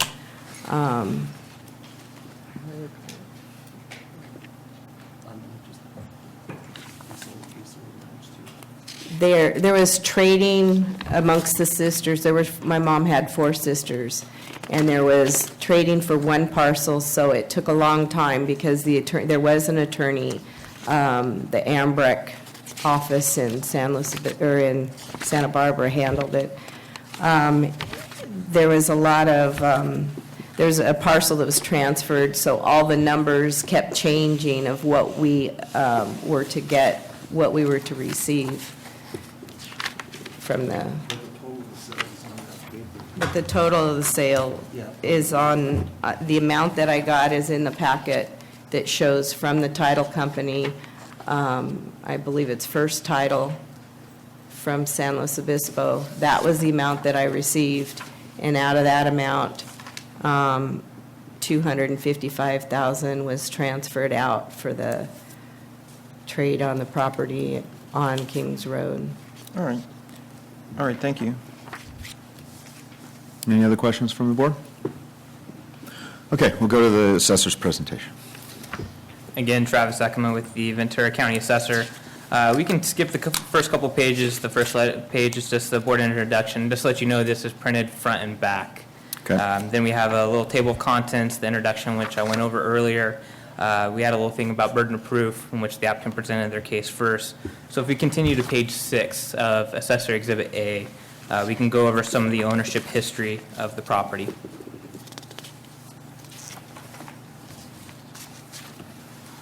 On December 22nd of 2010, a trust transfer deed was recorded with the Ventura County Clerk Recorder under recorded document number, which is stated below. That's also in Exhibit B. In this trust transfer deed, John P. Blaylock, the sole trustee of the revocable trust, which was in charge of the trust due to Ms. Love's passing away, granted the property to Carla Day Dennis, a legally separated woman, as her sole and separate property, and to Charlie Jean Villa, a married woman, as her sole, it says sold, but that should be sold, and separate property, each as to an undivided 1/2 interest and together as tenants in common. The subsequent event that occurred that we're here today for is regarding a grant deed that was recorded on September 19th of 2014, and it was under a grant deed with the Ventura County Clerk Recorder under the document number below as Exhibit C in the assessor's packet. The Exhibits B and C are attached to the back of Exhibit A, in which Carla Day Dennis, a legally separated woman, as her sole and separate property, granted to Charlie Jean Villa, a married woman, as her sole separate property, an undivided 1/2 interest in the property. And in both of those legal documents, the legal description described the parcel that we're here today under appeal. If we go to page 7, there are some rebuttable presumptions regarding ownership interest. We first begin with the Assessor Handbook 401, change in ownership that was issued in September of 2010 on page 8. It says then when more than one person's name appears on a deed, there's a rebuttable presumption that all persons listed on the deed have an ownership interest in the property conveyed by that deed. The presumption may be rebutted by clear and convincing evidence to the contrary. Clear and convincing evidence is proof that is explicit, unequivocal, so clear as to leave no doubt, and sufficiently strong to command the unhesitating assent of every reasonable mind. We also have the Assessment Appeals Manual that was produced in May of 2003 under page 89, Presumptions Affecting Title to Property. It says, under some circumstances, establishing the legal and beneficial title to the property is necessary to make a change in ownership determination. A change in ownership is defined in Section 60 as a transfer of present interest in the real property, including the beneficial use thereof, the value of which is substantially equal to the value of the fee interest. In general, fee simple title is presumed to be intended to be passed by a grant of real property unless it appears from the grant that a lesser estate was intended. Furthermore, persons whose name appears as title holders on a deed are presumed to hold both legal and beneficial title. Under Evidence Code Section 662 provides that the owner of legal title to the property is presumed to be the owner of the full beneficial title. This presumption may be rebutted only by clear and convincing proof. They do go over in the Assessment Appeals Manual regarding clear and convincing standard, but I believe I've stated already above. If you go to page 8, this is a letter to assessors that's provided to the assessor regarding specifically parent-to-child exclusions. Here, the question asks that a mother of real property passes away and leaves her property jointly to her two sons. The court ordered that the property is to be distributed jointly to the two sons. However, the two sons do not wish to jointly own the property with each other.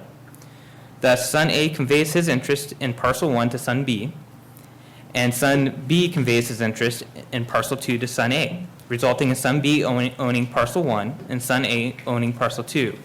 These deeds were recorded simultaneously after distribution. Would these transactions qualify for a parent-to-child exclusion? The answer would be no. While the distribution of parcels 1 and 2 jointly to the two sons upon death of their mother is excludable from a change of ownership under Section 63.1, which requires a claim form to be filed, the subsequent transfers between the siblings would not be excluded and would be considered reappraisable events. Since the court ordered joint distribution in accordance with the mother's will, the subsequent transfers would be considered as transfers between siblings and not a redistribution of the estate assets. Thus, the transfer on son A's interest in parcel 1 to son B and the transfer of son B's interest in parcel 2 to son A would trigger a 50% reappraisal of each parcel.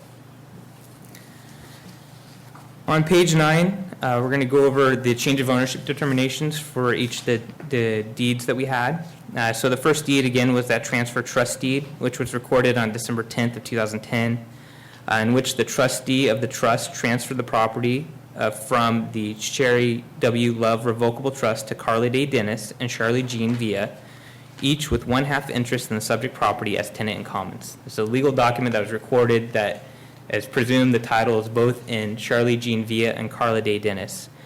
This transaction at the time did not constitute a change of ownership because there was a parent-to-child exclusion filed and approved pursuant to 63.1 of the Revenue Taxation Code. The claim form filed stated that the property was transferred from Cherry W. Love to Carla Day Dennis and Charlotte Jean Villa under penalty of perjury and was signed by Carla Day Dennis. Therefore, the rebuttable presumption states that all persons on the deed have ownership interest in the property conveyed by that deed. Therefore, both Carla Day Dennis and Charlotte Jean Villa are owners or the present beneficiaries of the subject property. So, in conclusion the transaction was excluded from reassessment pursuant to 63.1, and the owners were Carla Day Dennis with 50% of the property and Charlotte Jean Villa with 50% of the property. Then, nearly 4 years later, there was a grant deed recorded on September 15th. And in the recording, Carla Day Dennis granted her 1/2 interest in the subject property to Charlotte Jean Villa. That grant deed had a DTS, or a documentary transfer stamp tax, that was paid in the amount of $280.50, indicating consideration in the amount of $255,000 was paid for the interest transferred. Furthermore, a preliminary change of ownership that was received by our office with the grant deed indicated that a purchase had occurred, therefore a purchase was marked on the PCOR, and that a partial interest of the property has transferred. Again, there was a check mark on partial interest transfer, and the percentage interest transferred was 50%, and they confirmed the purchase price of $255,000 for that 50%. It is the assessor's determination pursuant to the Revenue Taxation Code that this transaction constituted a 50% change in ownership due to Carla Day Dennis's granting her 50% interest to Charlie Jean Villa. Therefore, we are now reflecting Charlie Jean Villa as 100% owner of the subject property. So in conclusion, on page 10, Carla Day Dennis had a 50% ownership in the property and transferred that interest to Charlie Jean Villa on September 15th of 2014. Pursuant to Section 60 and 65.1, this is a change of ownership and is required to be reassessed 50% at the current fair market value. The assessor requests the Assessment Appeals Board sustain the change of ownership determination and continue the case for the valuation portion of the application. That concludes the assessor's presentation. Thank you. Okay, thank you, Mr. Ekema. We'll go next to any questions that the applicant has of the assessor based on the information that was just presented. And just a reminder, you will have a chance before the hearing's over to present a closing summary or a statement. So this is just a time for questions.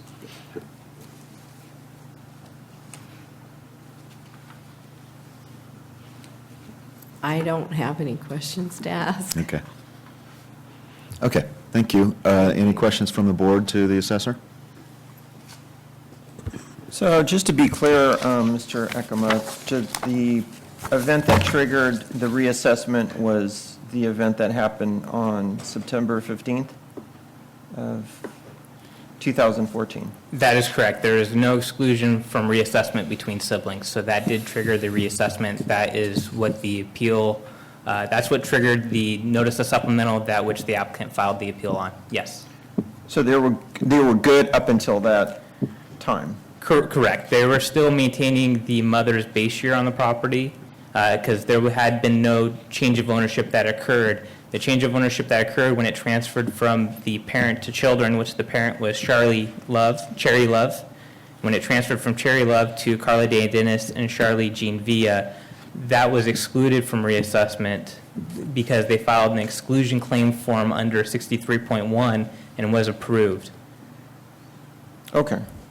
So just to be clear, if I'm or someone else is in this situation and I'm thinking about transferring, a resident of Ventura County can go to the assessor's department and ask questions with respect to what events would trigger a reassessment. Is that correct? Basically all events trigger reassessment. Anytime you file a deed and transfer ownership, it's presumed to be a change of ownership. There are certain exclusions under the law that are automatic. Some of those exclusions are interspousal exclusions, so you transferring a property between you and your spouse, that's not going to be excluded, or it wouldn't be a reappraised. Now, there's other exclusions that require a filing or a claim form to be filed because there are certain limitations that allow for that exclusion. One such exclusion that was granted on this property was parent-to-child exclusion. Typically, you can grant your principal place of residence to your child or to your parent. It goes both ways, and not have it reassessed. Okay. However, if it's not a principal place of residence, there is a $1 million limit to the non-principal residence or other real property, we call it. So there's a limit to that they can transfer property to a child or to a parent. There's also a grandparent to grandchild exclusion that's available, but only grandparent to grandchild, and the parents cannot be living. So, sure. I think my question was... In the case for, I'm sorry to interrupt you, Mr. Curtis. In the case here, there are ways for people to set up their trust to avoid this case. And so to possibly not have it reassessed, unfortunately, that is not what was done here. The property was granted to each sibling or to the children. And then after it was granted to the children decided one child wanted the property and not the other. And so in that case, we have to reassess it. There's ways for them to equalize the trust, potentially, and that needs to be done within the trust, not outside the trust. but that's not what happened here today. Okay. So, but again, people can go to the assessor's counter and ask these types of questions. Yes, this that is correct? very, very common. We have this happen quite a bit. There's, like, the LTA, which I mentioned in my case, has actually, I believe, over 30 questions and answers regarding parent-to-child exclusions. It's All right. very, very common. Thank you. Okay, any other questions from the board to the assessor? We'll go next then to closing summaries. We'll start with the assessor and then end with the applicant. Again, I'd like to thank the applicant, the board, and the clerk for hearing our case today. We believe that we've provided sufficient evidence to support that there has been a change of ownership and that there's no exclusion allowed under the law.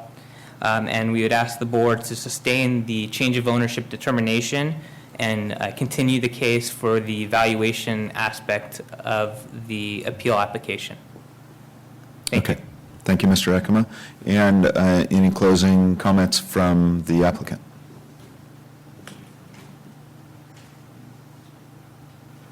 Thank you.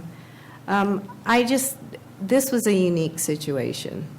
I knew a lot of the law that they had talked about. I just was trying to appeal to see if maybe in this circumstance, because the estates took so long, because back when it first started, when my mom first passed away, my sister did not want the property. She was asking everybody in our family if they would trade her the money from the ranch. The executor just did not want to listen to either my sister or I in trying to work something out. So it was done, and I'm just trying to appeal to the board. Okay. Thank you. Thank you very much. Okay, we'll close the hearing to public testimony unless there are any other questions from the board to either party, and we can deliberate here or in closed session. I'm happy to do it here unless we, in the interest of time, want to consolidate our deliberations with the other cases, but why don't we just do it now unless there are any objections? I guess I would just have a quick question of our counsel. It sounds from the information presented like it's a relatively black and white case, and that the information from the assessor would exclude any consideration of anything other than what has already happened. Just curious to hear your opinion. It's council's opinion that the transfer occurring in September of 2014 triggered reassessment, a 50% reassessment of the property, and a change in ownership. There still is an issue regarding how much the property was reassessed. I did some quick math, and it came to a little over $204,000 for 50% of the property. And so the applicant may, look at the situation once the board makes a decision to decide if she wishes to pursue an appeal of the valuation aspect. But it's council's opinion that there was a change in ownership. Okay, thank you. And comments from the board? I just want to tell the applicants, I understand what the intent was between the two sisters, but it is pretty black and white according, unfortunately, to the rules that we have to deal with, that there was a change of ownership, at least as to the 50%, so. Okay. That sounds like there was a way to do it. It just didn't get done the way you needed to have it done, unfortunately, within the trust. Okay, thanks, Mr. Hess. And do we have a motion? Just to help the board out, the board is determining if the assessor's determination that there was a change in ownership is correct or not. So from what I've heard, my recommendation to the board would be to motion to sustain the assessor's determination that a change in ownership occurred. You could also determine that a change in ownership did not occur, I guess is the other option. Thank you, Mr. Vlahakis. All right, so I'll make the motion to sustain the assessor's recommendation that there was a change of ownership which occurred. Okay. We have a motion from Mr. Curtis. Second. Okay, so moved by Mr. Curtis, seconded by Mr. Hess, and the motion carries. Thanks for your time. Sorry that the decision didn't come out in your favor. Should the clerk and the parties reschedule for the valuation Right, so hearing? the parties indicated that there is now the issue open on the amount of the assessment. The assessor indicated they're not prepared to go forward, so we would need to continue this. So assuming you still want to go forward with the issue of the amount of the assessment that the assessor determined?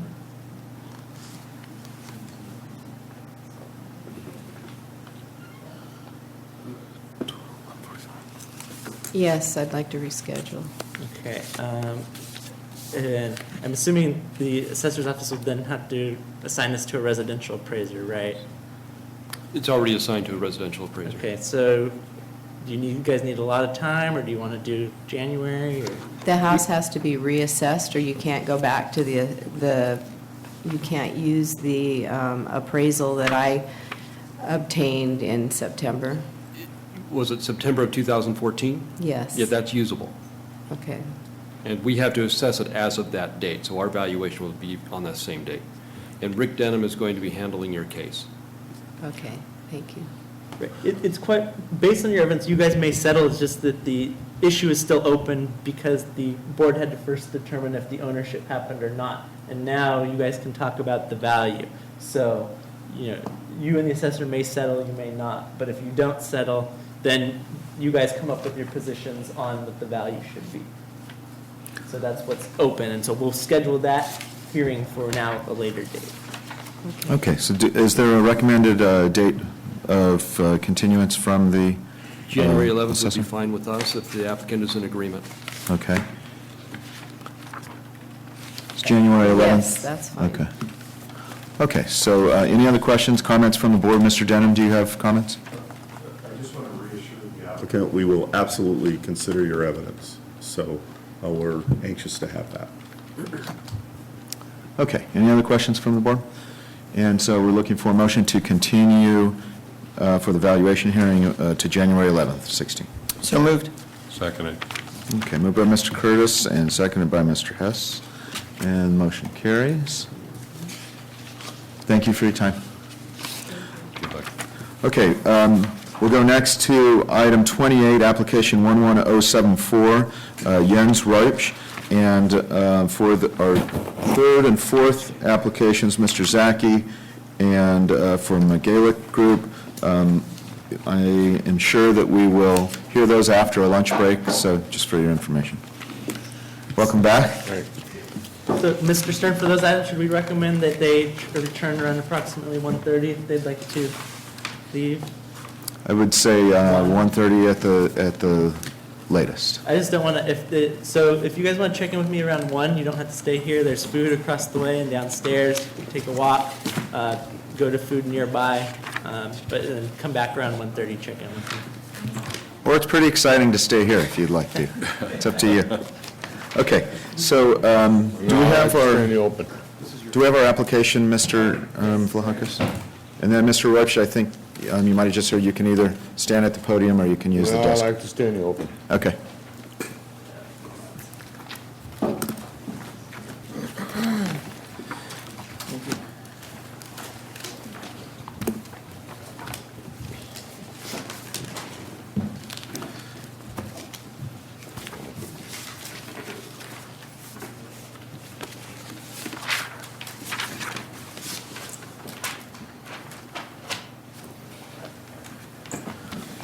Okay, so we are now hearing item 28, application 1411074. Applicant is Jens Reupsch, and this is continued from August 3rd. It is a single-family residence, which is owner-occupied. And so let's first hear, if we could, from the assessor, but I believe we have a question. Ms. Chairman Stern, can we confirm whether or not findings of fact are currently requested? It appears from the application they're not. Okay. Mr. Reupsch, it looks like findings of fact are not requested on the application, but we do want to double check. Yeah. Is That's correct? Okay. So if we could hear first an overview from the assessor, and we'll go from there. Good afternoon. Well, it's not quite afternoon yet, but this is originally a decline in market value appeal. However, Mr. Reupsch went ahead and amended the appeal with the board's approval. There's there's new construction on several different dates. 2 detached garage conversions to habitable space completed in October 2011, and he is appealing the valuation for that date. A new single-family residence completed December 2012, he's appealing the base value of that. And a stream completed in December 2013, he's appealing the value of that.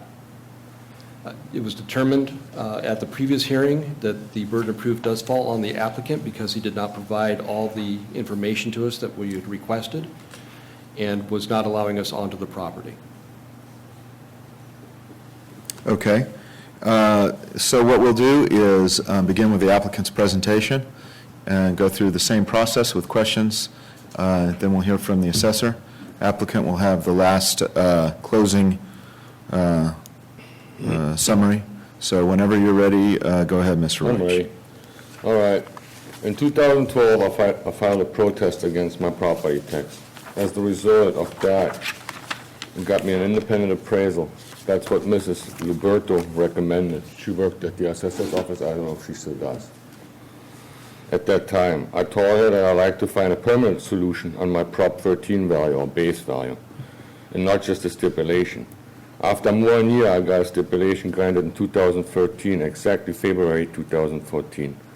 I was talking to her, and she told me to leave the appraisal report ahead of that time done, so she can look at that and see what it will do to my Prop 13 value. In the meantime, I didn't get no answer. After I got the stipulation in June 23, 2014, what means I got a refund, I received my supplemental assessment for the tax year of 2013. My house was finished in 2012. 2 days later, I received my notice of change assessment for 2014. I mean, I got a completion notice. It says date of change of ownership and completion of new construction 12/1/13. I received it at June 23/14.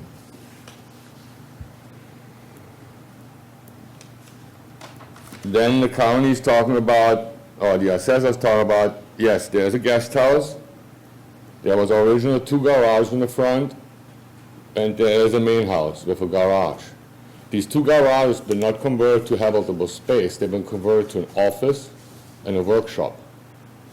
So that basically what it does is, or did, I was allowed to put a toilet and a vanity in. No shower, no walls, you know. So I don't agree with what the county, with what the assessors value. A toilet and a vanity don't cost $10,000. Then there's another issue, there's a pond on the property. The pond on the property, it comes with a topo. There was a hole, I filled it full of water. If I would have dug that pond, it would have required a grading permit, as we know. But my biggest issue with this whole thing is, the assessors keep asking me about getting on a property and getting on a property. I looked around everywhere, there is no law that the assessor has to be the one appraising the property. But there is a law, I don't have to have the assessors going on my property. So I went ahead and got an appraisal report. Well, it says that the assessor's responsibility is, as soon as the construction is finished, what was December 13, 2012, it was finalized. Their responsibility is to assess the property as fast as possible. I went ahead, well, the first one I got was tax year 2013, like I said, June 23, 2014, I received it. I have it right here. If you want copies, I have them. I went ahead and hired an appraisal, an independent licensed appraisal by the state of California. He appraised the property on February 2014, what was before this paper I got. at $1,050,000. It has every picture on it, of every room, every measurement. So I don't understand why the assessors can accept that. In the meantime, when I filed the permits for the property, as we know, every copy of every building permit goes to the assessors. So there's plans, there's measurements, there's square footage, there's inspectors out there that come out and measure everything. So that's my point. I'm just looking for a fair base value. I bought the property for $575,000 in 2012. I probably paid too much, but I don't argue that point. What I paid for is the taxes, or it depends on it. But what the money I put in it, I provided the assessors a statement after the last meeting. I had 30 days to provide a statement. I did, what the costs are, what I spent on money. I can get that signed, notarized, whatever it takes, an affidavit. You know, so, but, oh no, I got off here. I mean, I don't want a refund. I'm just looking for a fair base value, basically. I mean, yes, my appraisal says in 2014 the property was worth $1.05 million. I agree with that. That's already a lot of money.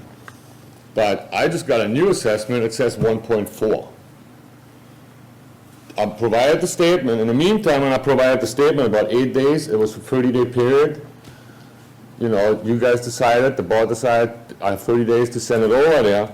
I started off, I had a conversation, well, not a conversation, I sent a statement to Andrea, I think, and basically the answer on that was, well, she doesn't care. If I don't let her on the property, she let the board decide it.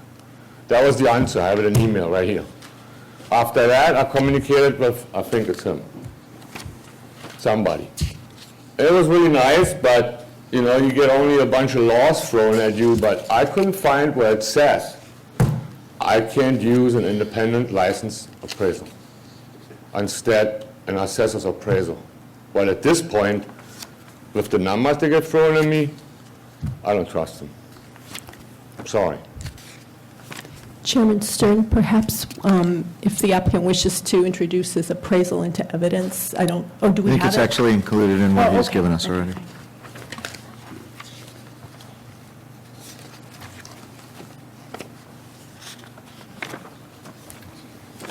Ms. Porch, do you have any other? The assessor doesn't have any copy of the evidence. It was submitted with the application. That's what they're looking at, was the appraisal with the application. Okay. Do you need to review it again? Ms. Porch, do you have any other questions right now? No, it's just a procedural. I wanted to make sure that Sure. the record was full with it. everything the applicant had. Okay. Mr. Roach, is there any other info that you'd like to present right now? That's about it. Okay. So let's then go next to any questions from the assessor to the applicant, and I do want to verify that the assessor has the appraisal with the application. Andrea Rovtar with the County Assessor's Office. Good Morning. afternoon. Good afternoon, Mr. Roach. I just wanted to clarify, I think he mentioned he had an appraisal, it was done for 1.05, and it's actually 1.15 million. Okay, thank you. I did have some questions. You did have an appraisal done by Eric Ingalls, done in February 2014. Was he allowed to do a site inspection on the property to do a proper appraisal? Yeah. Are the converted garages leased or used as living quarters? No, they're unhandled. One is an office, one is a workshop. One gets used by my daughter. She don't live there. She's a book writer. And the other one is empty because it's a shop. I just go there lately, you know, once in a while and work there. Okay. You provided about a month ago some documentation on the cost breakdown.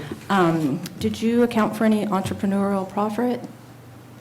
What do you mean? Any profit, like, you know, that a typical contractor would assess for if he was to bid on a... No, I just, everything I do, I built myself basically. So, but I put certain hours in there, I worked on it, so I'm just paying, I didn't pay myself, of course not. But I have it on a statement that it took me 2,000 hours to build that place. But I assume 2,000 hours, if you go 160 hours a month, That's a lot of hours. Okay. Do you have any, like, supporting documentation for your cost breakdown? I can give you the money I borrowed from Hartwell Melendez to build that house and statements, if you want that. But you don't have it here today? No, but no, I don't have it here today, no, sorry.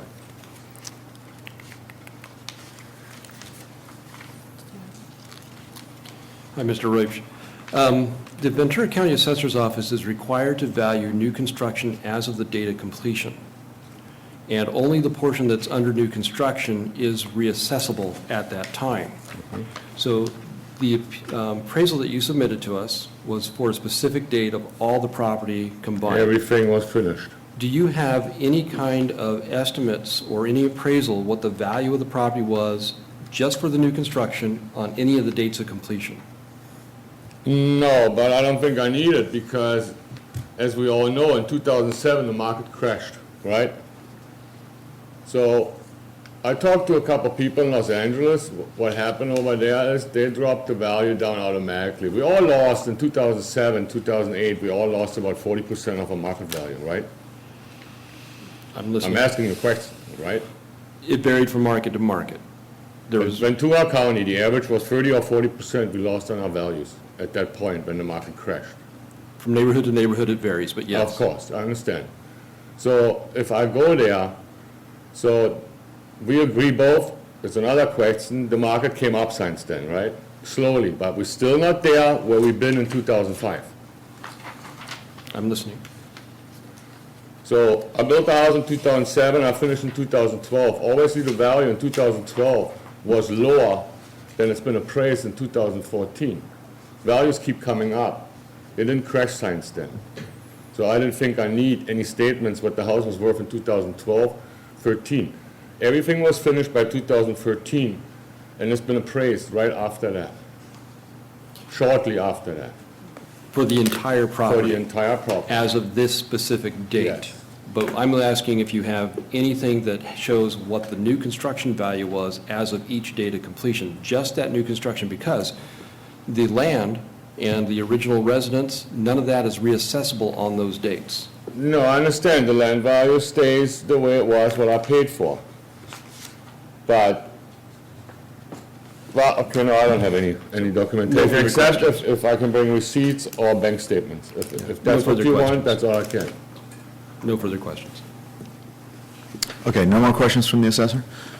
Before we go to the assessor's presentation, I just wanted to verify, on the application, it shows under the applicant's name, it looks like the address is 1220 South La Luna, and then for the site address, it shows 1210 Yeah, South. there's two addresses. Okay, thank you. So are there any other questions before we go? Go With your ahead. indulgence, Chairman Stern, on what date approximately was there a request for site inspection? Was that after the construction was That was completed? Yeah, that was after everything was finished. And how close in time to the date of the appraisal? The first question, the first time they asked me to come in there was right after I filed the protest for 2012. That was the first time I've ever been asked. Since then, I had like 3 caseworkers on the whole thing, so I don't know who to talk to anymore, except now it's her. Thank you. Okay, let's go ahead and hear from the assessor. Thank you. So the subject property... Wait, I'm sorry. I'm sorry. Excuse me. I might have jumped forward a little bit. We heard questions from the assessor, but now we need to hear first questions from the board to the applicant, and then we'll go to the assessor. Thanks, Mr. Curtis. Sure, real quick. So you're saying the value of your property is what? 115. 115 as of what date? As of February 2014. Okay. With respect to the appraisal, just had a couple, are you on septic system or are you on a sewer? Sewer. Okay. And the property year built of your residence there was when? I started in 2007. When did you finish it? 2012. Okay. And then you said you have a pond? Yeah. How large is the pond roughly? It's quite a big. It's part of the topo. There was a big hole. I built an island filled full of water. Okay, so it's just, you don't swim in it or anything? No. Okay.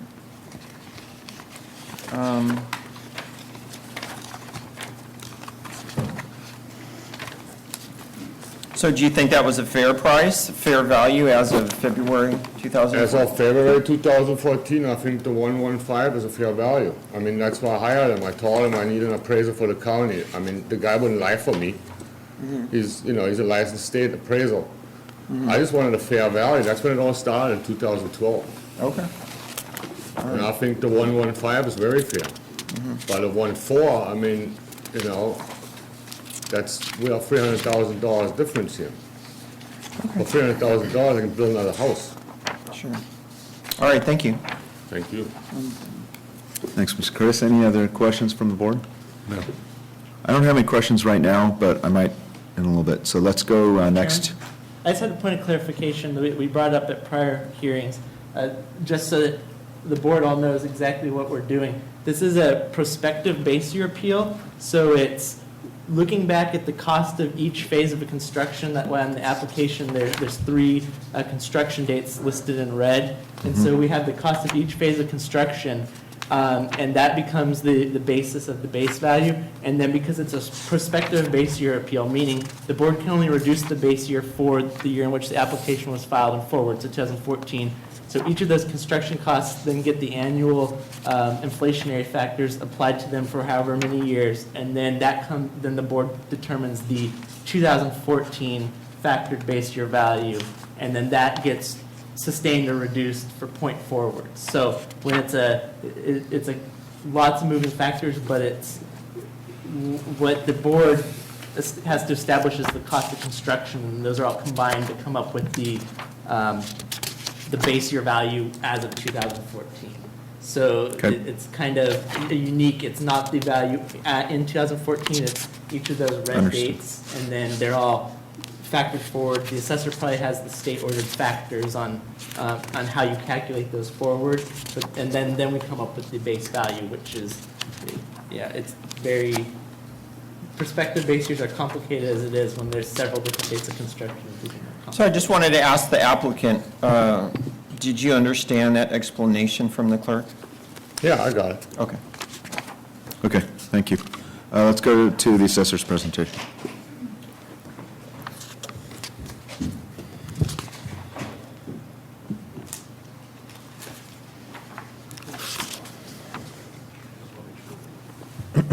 Thank you.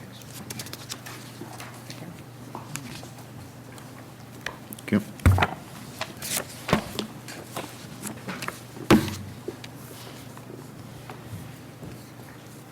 Thank you. Go ahead whenever you're ready. Okay. The subject property is located on South La Luna Road, north of Highway 33 and the Highway 150 split. La Luna Road is a thoroughfare into Miners Oaks and a relatively busy street. The applicant again submitted to the assessor an appraisal with an effective date as February 3rd, 2014 for a value of $1.15 million. Valuation for the January 1st, 2014 decline in market value. The subject property was appraised for the January 1st, 2014 decline in market value using comparable sales and applying respective adjustments. The valuation for new construction base year values was appraised for using Ventura County and Marshall and Swift cost guides, since the assessee did not allow the assessor to do a site inspection or return the new construction letters. Property Tax Rule 6A directs when to use the cost approach and is considered a reliable indicator when the improvements are new or near new. Costs include that are necessary to construct a property for its intended use are direct costs such as labor, materials, permits, overhead, and profit, and indirect costs such as administrative expenses, professional fees, financing, insurance, sales, and etc. Therefore, if the assessee provided his own labor, it should be part of the cost estimate, even if he or she may not consider it a cost. So if you turn to page 4, pages 4 through 10 are letters to the assessors, and it's the opinion on the assessor's right to trespass on private property for assessment purposes. The scope of the letter is that the assessor would be guilty of criminal trespass if the assessor refused the request of the owner to leave the property. Also, the county assessor may exercise rights of discovery in order to appraise and assess property when an owner refuses or allows entry. So if you turn to page 11, we have an aerial of the property, and then we have labeled the improvements. So we do have a house with a detached garage, 2 workshops, a guest house with a garage, and then the pond and stream in the middle. So pages 12 through 24, I'm going to have a timeline of how the applicant's factor base year value was derived.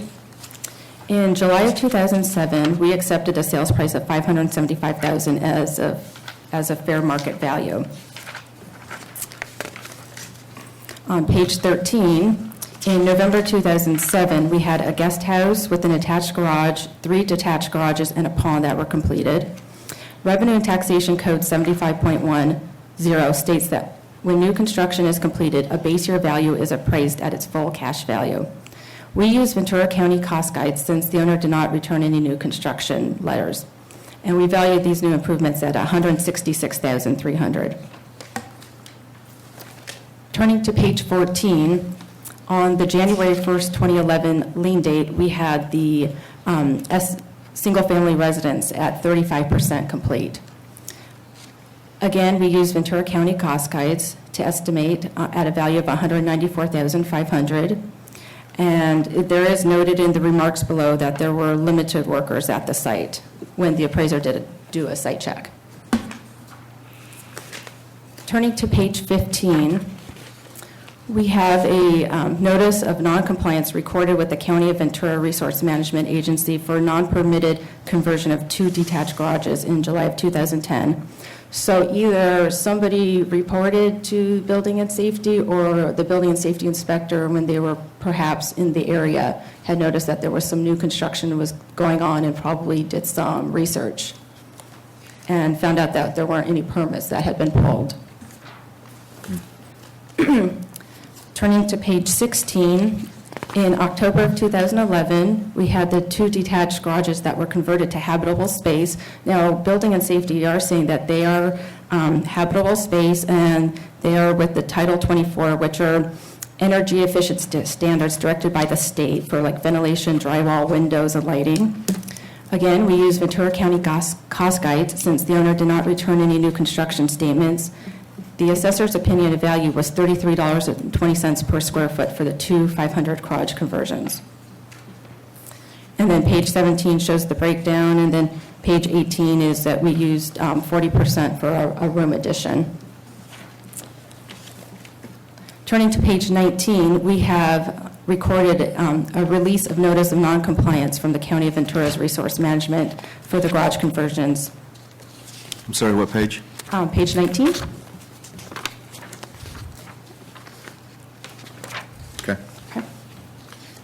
Okay, turning to page 20, on the January 1st, 2012 lien date, we had the SFR was 45% complete, so there was a 10% new construction between January 1st, 2011 to January 1st, 2012.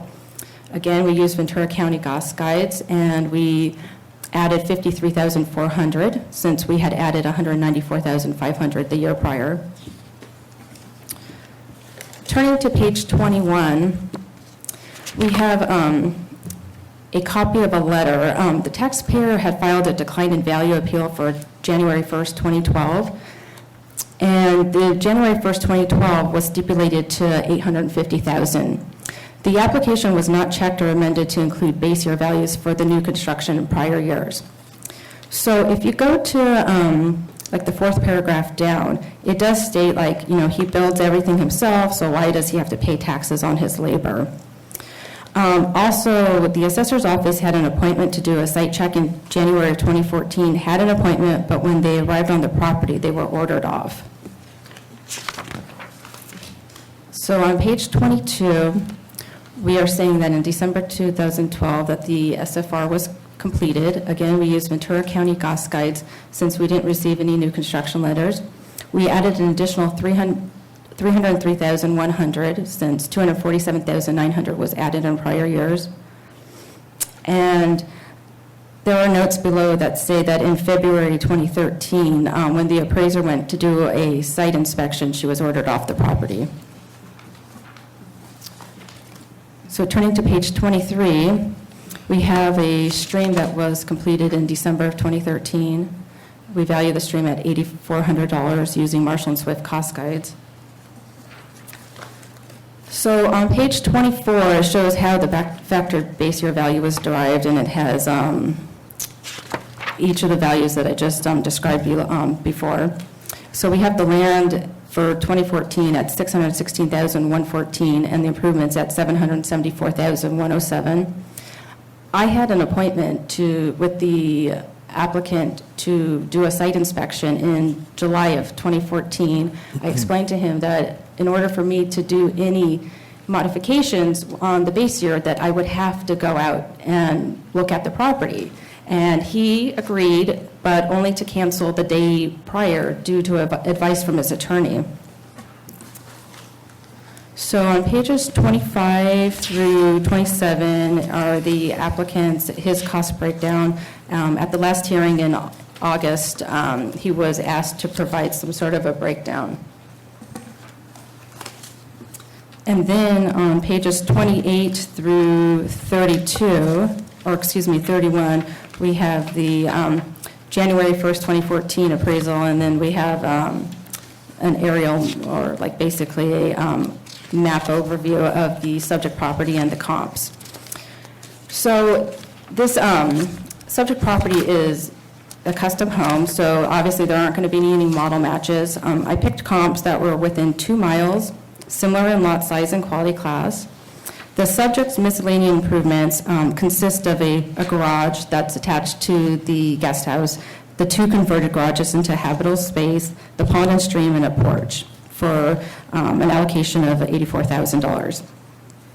So the adjusted value ranges $1,147,300 to $1.204 million. I put lowest weight on comp number 2 since it's half a mile from the subject, similar in quality class, and within 300 square feet.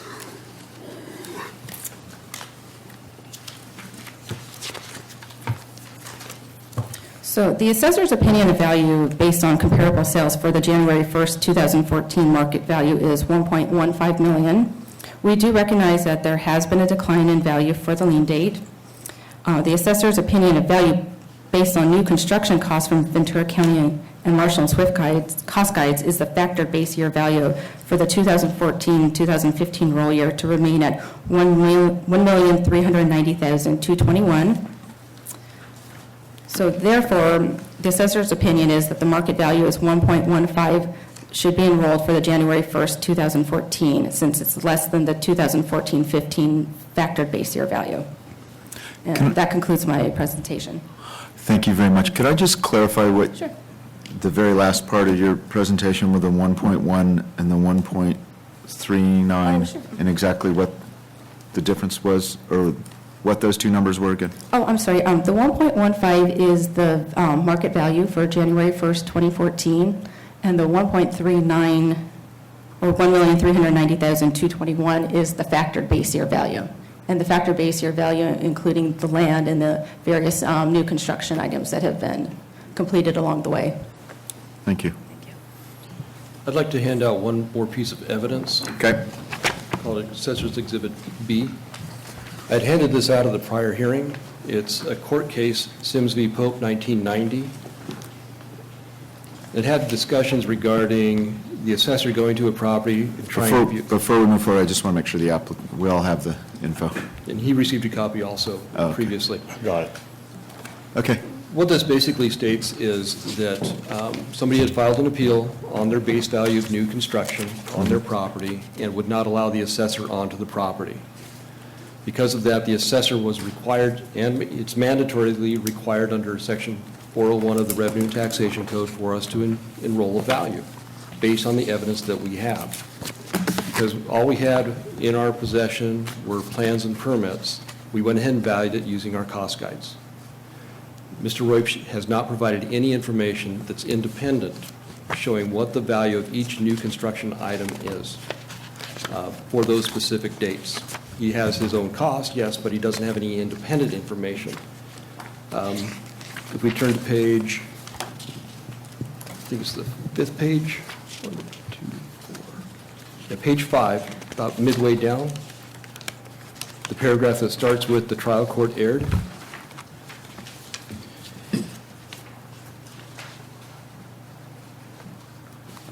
Page 5 of your second Exhibit, yes. exhibit.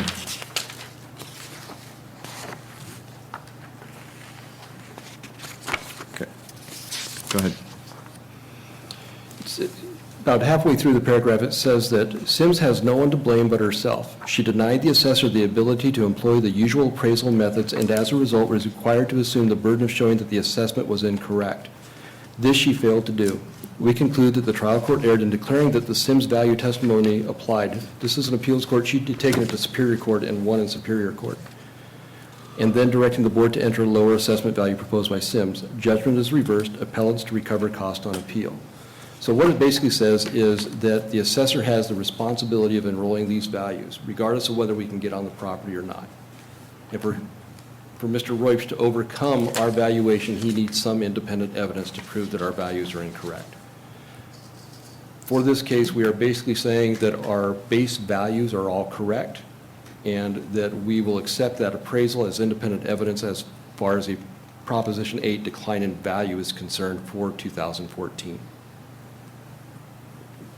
Okay, thank you. So let's go next to questions from the applicant to the assessor based on the information that was presented. I got no questions. I just don't understand why the appraisal was done in February 2014. That was when everything was finished. So whatever it's appraised, that's market value, right? Market value is base value, right? Or not? What's the difference between market value, base value, and Prop 13? How about that? Okay. Your market value is established at the date of change of ownership, and that gets factored every year based on what the Revenue and Taxation Code requires. Then when there is new construction at any given time, that portion of the property is reassessable. The rest of the property that already has a base value established is not reassessable. So we have to reassess every piece of new construction as of that date of the new construction. But when it's finished, what's it called when it's all finished? What's the taxable value? The market value, base value, or Prop 13? Which one is it? When it's all done, the number I pay the taxes on. That's what I want to know. The work, which one is it? Is it the base value? Is it the market value? Or is it the Prop 13? It depends on which is higher. Oh. So in other words, your base value is the enrolled value unless there's evidence that the market value is less than the factored base value. Once the factored base value is above market, we have to enroll market. But as time goes on, we have to review your property every year. And if the market value increases above the factored base value, then we re-enroll the factored base year value. And during that entire time that it's on the market value approach, then your factored base year value may still be increasing based on the consumer price index every year. Yeah, but like I said, I mean, okay, Prop 13. Maybe I don't get it all. It's a little complex. It is. But my appraisal stated it straight out in 2014. The land I paid $575 and all the construction when it was done, this is what it's worth. Yes. 115. Yes, as of January of 2014. Yes. And we were willing to stipulate that as a market value for that year. Well, you never did that. It's been going on. I filed. Because you wanted to amend the appeal to go over the base value also of all the new construction. Well, in 2012, I filed, first of all, in 2012, I was asking already about the base value. I never got an answer because I left the appraisal in 2014 on the desk when I signed the stipulation. The lady told me she would look into it, never got it done. So that was that. In the meantime, I got admitted, because I'm standing here in December 2015, it just blew by me that I should have filed on September 15 another appeal. Well, that's gone. I missed that already, because every time you think you're here, it just should roll over. I know it doesn't, so I have no, but this takes 2 years to get an answer, maybe more. So I missed the 2015 tax protest already. because I'm here, I deal with this, and I still don't understand it all, but I definitely don't understand this. Obviously, you guys are after the money, that's for sure. It's just county money and whatever it is. But I'll give you a statement. Didn't give you a full statement over what I put in over the years, but I actually did. Because this statement, what I give you, shows the guest house, the garage, the house, and the other garage. It doesn't give you the dates, but it tells you each particular item, how much money I put on the property. Page 25. And if I have to, I would even come up with bank records all the way down to the bottom to prove it. Because I'm really not willing to pay that much taxes. It's just not right. To answer the one question that I got out of that was your 2012 appeal. On your application, you'd only checked decline in value. You did not check base year. And we did Because I didn't And we understand. did a stipulation with you at that time. You signed the stipulation, and after you signed it, you sent in another letter to us saying, what about my base value? Yeah. But it was after the stipulation was completed. Well, because I didn't understand it. And I'm probably not the And that's only why one in we, the room. and that's why we suggested to you that you go ahead and amend this application for base value. Well, here we are, but like I said, where the hell I'm going? I mean, I'm trying to explain to you that I put so much in, and even if I give you the hours, the money I put in it, and I bring a fair appraisal, a state license appraisal, I don't need a county assessors on my property. I really don't if I have a state appraisal. Can the board tell if I had answered the question? Yeah, I think we're in good shape right now in terms of the question and the answer. Are there any further questions you have, Mr. Roach? Okay. And Ms. Porsche, did you want to make a statement? The applicant was referring in his answer to a statement that he provided to the assessor office on what the various units of construction amount to. Were you referring to what's marked at page 25 through 27 of exhibit, the assessor's Exhibit A?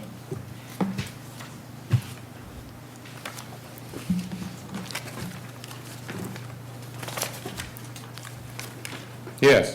Okay. And what was the point that you were trying to establish, that even though you did not permit anyone from the assessor's office to physically inspect your property and come onto your property, that you believe this was a substitute of the information that they were looking for? Yeah, this and my appraisal.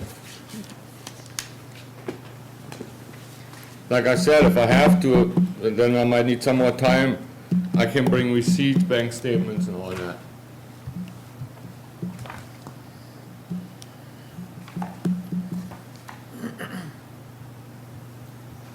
With the board's permission, if I could ask a question of the assessor's office? Sure. The information contained on pages 25 through 27, is that information useful to the assessor's office in ascertaining what the different phases of new construction should be valued at in terms of base year value? The information doesn't have any supporting documentation with it. And I also had asked him, like, for entrepreneurial profit, too. Basically, when I'm reviewing these numbers, it's like all, like, kind of, they look like they're rounded numbers, too. So, no, it doesn't really have much, like I said, we value everything, or we value using Ventura County cost guides, which are typically less than if you had a contractor going out and bidding on the property.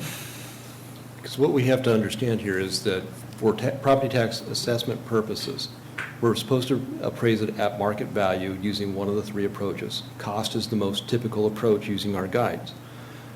The cost that he's giving us is just his cost, but we have to look at what the typical cost would be in the marketplace. So if Mr. Repsch is working at a lower price, investing his own labor into a project, you have to use what the market bid of a contractor would be to build that, not what Mr. Repsch actually spent, even if the numbers are absolutely honest. Correct. Ms. Porsche, you have any other questions? No other questions. Okay. Mr. Repsch, it sounded like you did not have any others. Okay, let's go to questions from the board to the assessor.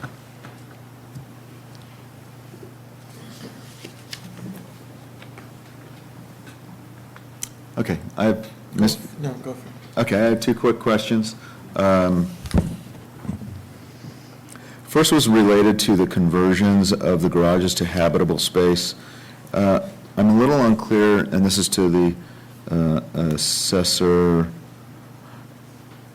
about how, if there were not permits and no inspection, how is it determined that they were converted to habitable space? Sorry, I probably didn't make it clear. When the notice of noncompliance was recorded, then permits were taken out. Oh, okay. Yeah, So I do permits were apologize. pulled. Yeah, so what happened And- was that the building and safety, like I said, they probably went out, saw that there was new construction, probably did some investigation, Okay. and then they made the Oh. applicant pull permits. So that answers my second question about whether there was a permit. So if the permits were pulled, then there must have been inspections by Sure, yeah. an inspector, and it was determined that the garages were converted to habitable space? They're saying habitable space, Title 24, which are for energy efficiency standards through the state of California for like the drywall, the windows, the ventilation, lighting. So regardless of the current use of those two converted structures, it would be legal for them to be occupied as dwellings? I think it would have to be dependent on if the county would allow them to. They're saying habitable space. Maybe it means that it could be used as a temporary sleeping room, but for somebody to actually live there, I don't know. But he does have a guest house that is, that is livable. Right. Okay. Yeah, I'd like to. Okay. Go ahead. Along those lines, I'd like to address page 16 of Assessor's Exhibit A. We have a typical garage conversion worksheet that we use when people convert garages into habitable space. And we do our different additives and such. One of the additives that we look at are bathrooms and kitchens. We did not do any additive for that on this particular instance. Also, if you read the notes carefully down at the bottom, our final value conclusion of $41,000, the appraiser felt that that was somewhat excessive based on the fact that there were already walls existing, there might have been some drywall existing, so they only added $16,600 per unit rather than $41,000 per unit. Okay. Thank you. Any other questions from the board to the assessor? Let's see, a couple questions. So the guest unit, does the guest unit have a kitchen? Again, I wasn't able to do a site inspection, but I believe it does have a kitchen. Appraisal. To the applicant, does the Yes, guest unit have yes. an appraisal? Yes. I mean, It has a kitchen, it is in the appraisal, yes. okay. But we wouldn't have known that at the time that we did the valuation for base value purposes because I it was understand. before January of 2014. So why didn't you allow the assessor on your property? Yeah, obviously, first of all, I don't trust them. Okay, so that's what it Number one. boils down to, right? Number But- two but is- hold on, but you trusted the building and safety to be on your property? Building and safety by law, I have no option. Okay. You pull a permit, you have to let them on your property, otherwise you don't get no final inspection, that means I don't get no owner occupancy. So you don't trust the assessor because of? No, because of the high numbers, from the beginning on, they've been thrown to me. Okay. I mean, I still believe it dream numbers. I So- couldn't so sell the house for I understand. 1.4. So when but you would set up appointments and then you would cancel them, right? Because I talked to my attorney and he said, just let it go. How many appointments did you cancel? 2. One in 2012 and one in 2014. I thought first it was a good idea to let Andrea on the property, but then he said, no, it's not. To the assessor, do you feel that if you've actually had done the site inspections as you requested, your numbers would be lower? I don't know if they would be lower, but I would be willing to make any modifications or adjustments on the base year value if I was permitted to do a site inspection.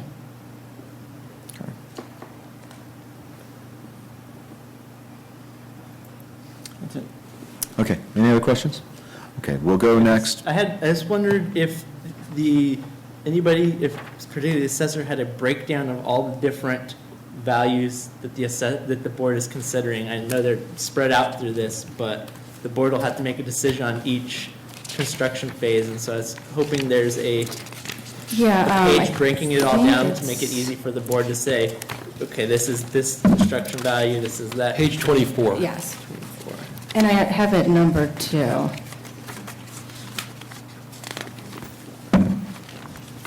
Okay, so page 24 has all the values that the board's considering. Along with all the factored values per year. Okay. Thank you. Any other questions from anyone? Okay, we'll go next then to closing summaries, start with the assessor and Andrew, the applicant. Okay, again, the assessor's opinion is the factored Prop 13 value for the 2014 roll year to remain at $1,390,221 since applicant would not allow the assessor on property to site check the new construction. However, assessor's opinion of value for January 1st, 2014 lien date is $1,150,000, recognizing a decline in the market value. So therefore, our opinion is the market value of $1.15 million to be enrolled for the January 1st, 2014 lien date as a decline in value. Thanks. Okay, thank you. And before this hearing, was that number different? Prior to the hearing, it was the factored Prop 13 value until he Okay. submitted his appraisal. Okay, Yeah. thank you. Just wanted to clarify that. Thank you. And let's go next to the applicant. So, okay, so she just said 2014, what was the value? For the January 1st, 2014 decline in value is $1,150,000 is the assessor's opinion of value. No, the 1.3. Oh, the $1,390,221 is the factored base year value for the 2014-2015 roll year. And I have a paper here from the county's assessors mailed to me on June 25, 2014. It says $1,384,612. So it changed $6,000 in just a matter of months, in the middle of the year. Oh, okay, thank you. It's the homeowner's exemption? That's $7,500. Is it 7,000? 7,000, Yeah. right? Yeah, you do get it is your principal place of residence, you get a $7,000 off your assessed value. Well, I have a $5,600 exemption on here. Okay, you may only have a $5,600. If you filed late, then you only get an 80% of the $7,000. And the value, total value without the exemption here is 1.39, and you have 1.391 on your paper. No, at $1,390,221. And then you take the $5,600 off, right? Correct.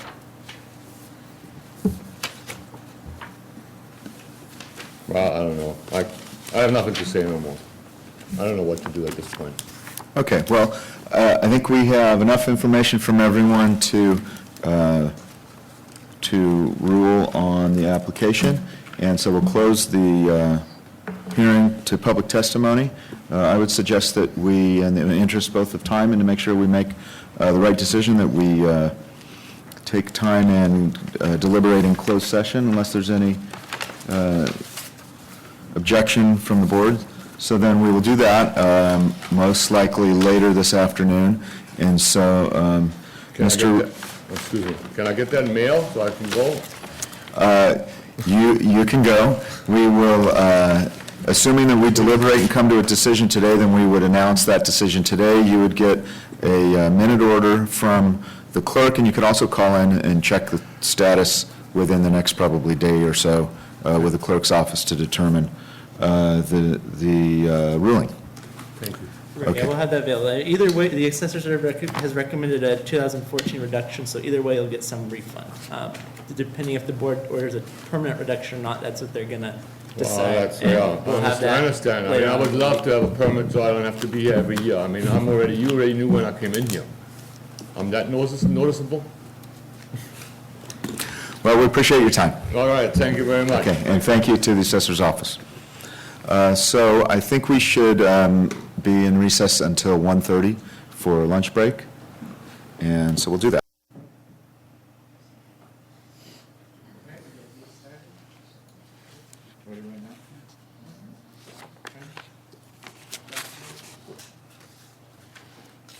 Okay, we're back in.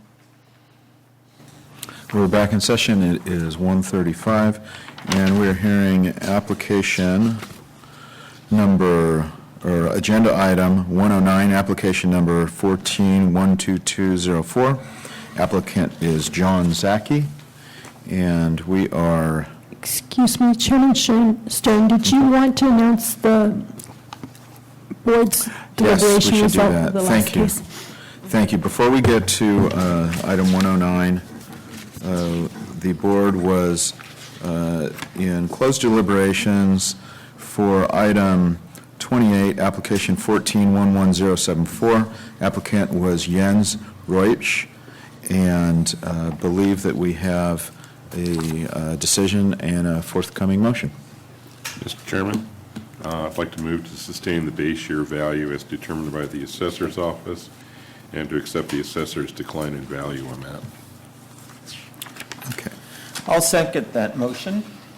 Okay, moved by Mr. Hess and seconded by Mr. Curtis, and I'll just verify with our clerk that you have sufficient language in the motion. Yes, we're sustaining the base year value, and we are accepting the assessor's recommended reduction for the decline in value. Correct. Okay, so moved by Mr. Hess, seconded by Mr. Curtis. And Please vote. motion carries. Thanks for the reminder, Ms. Porsche. So we'll go back now to item 109 on the agenda, application 1412204. Applicant, again, John Zaki, and this is single-family residence, non-owner occupied, and decline in value appeal. So we'll start with a quick overview of the application from the assessor, please. Kent Meyer, Ventura County Assessor's Office. This is actually a supplemental appeal based on our records. It's a single-family residence purchased May 9th, 2014, and reportedly paid $356,900. We did not accept the purchase price, but it also was not an open market transfer. So we would like the board to determine who has the burden of proof on this. Okay. Two quick housekeeping items. Number one, the application that we have does show box 6A checked, which is a decline in value, and then looks like also 6I, just noting that the purchase price was $356,000. Yeah, and this, in this case, and the red marks show that the clerk called and clarified this application, and because the applicant hadn't checked anything there. And it's possible that the clerk calling got confused. In box 5, supplemental assessment is checked, which ties it to a supplemental event, which is shown on the attached notice. So if this application was properly filled out, box B2, in section 6, B2 would have been selected, or B1 or B2, actually, so I guess we should clarify this. This supplemental is a result of the transfer occurring 5/9/2014 that's indicated on the supplemental assessment notice. So the applicant's rights in this matter are to either protest that and say no change in ownership occurred, the property shouldn't have been recessed, or the applicant can say that the value assigned to the transfer is incorrect. So it is correct. The application isn't filled out properly, and we probably didn't quite understand it or advise properly. So Okay, so supplemental assessment is correct. And then also shows box 7 that written findings of fact are requested, so would like to verify that first with the applicant. Mr. Zaki, are you aware that that is checked as requested? No, I'm waiving that. I'm sorry. You're waiving, okay. Yeah. So written findings of fact are not requested? Are not requested, no. Okay. Thank you. Great. So then let's go back to the assessor with an overview of the application. Please. This is a supplemental appeal. This is a supplemental appeal on a residential property. It is not owner occupied, so it is an investment property. It was purchased May 9th, 2014, and a reported purchase price of $356,900. It was not an open market transfer, and the assessor did not accept the sales price as listed. So we'd like the board to determine whether or not, or who has the burden of proof on this. Council, need a moment.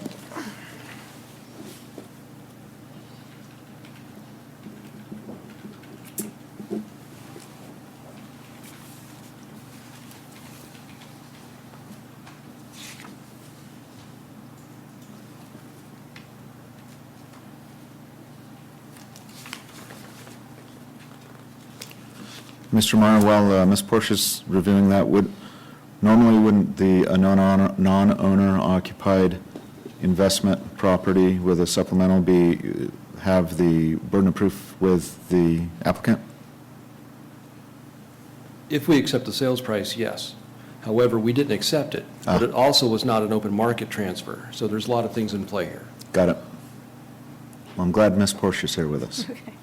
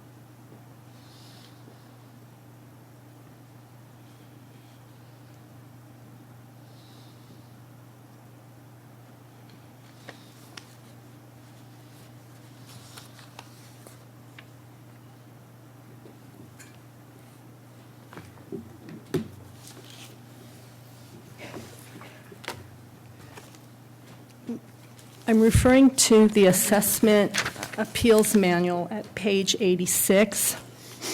At the top of page 86, it says, "The party asserting that the full value is other than the purchase price paid bears the burden of proving the sale was not an open market transaction." So it's council's opinion, unless the assessor has more rules or guidance that you'd like to refer me to, that the assessor, because the assessor's challenging the value, that the assessor, in this instance, will go first, notwithstanding the fact that it's not an owner-occupied single-family dwelling.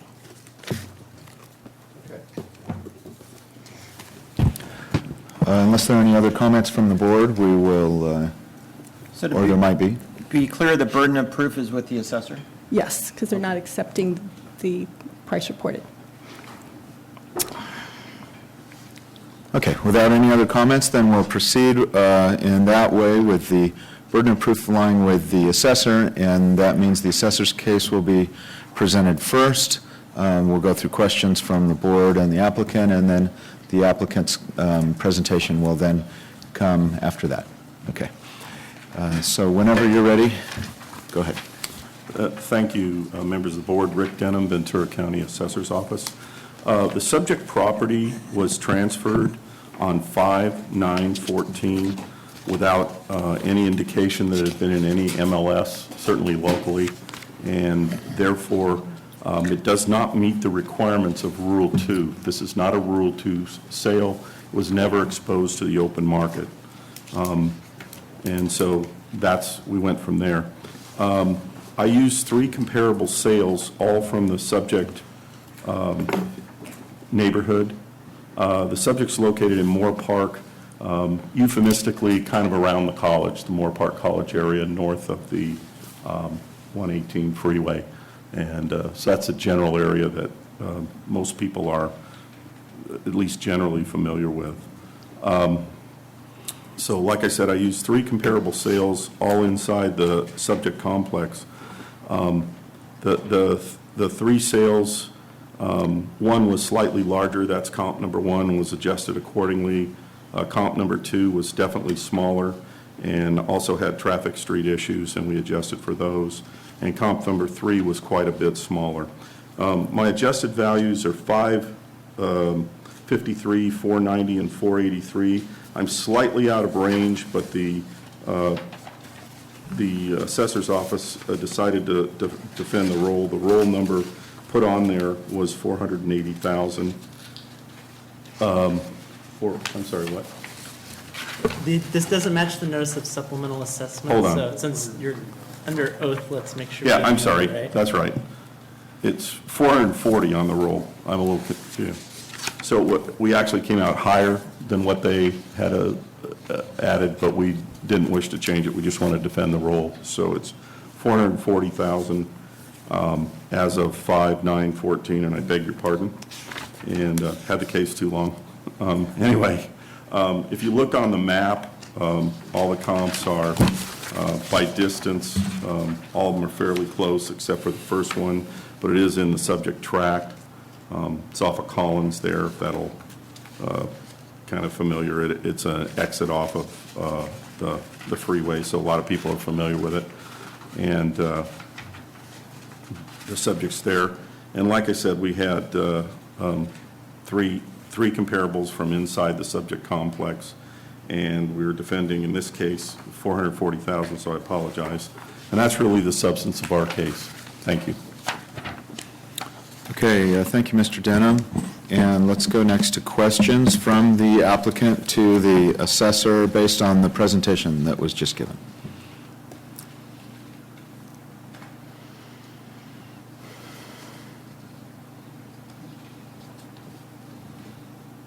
No questions. Thank you. Okay. And any questions from the board to the assessor? To the assessor, did you make any locational adjustments for the subject since it's near the freeway, which can't really see from the map? Actually, the whole neighborhood is similarly affected in terms of that. And we're enough off the freeway. It's not really we're not right next to it or anything like that. And so the neighborhood's similarly affected. I did make a location adjustment for comp number 2 because it backs up to Campus Park Drive. If you know anything about that area, that gets a little busy, and it gets a traffic from Moore Park College, and it's especially busy at kind of weird times when games or something's going on. And comp number 3 is almost the same distance from the 118 as the subject. Correct. May I say something, please? Yes. Okay, it's one house between this location and the freeway. Only one property. It looks like it's 2? Or it's 2 homes? sorry. Maybe, but it's very Okay. close. Sorry. Thank you. Sure. But comp number 3 is pretty darn close. Yeah, about the same.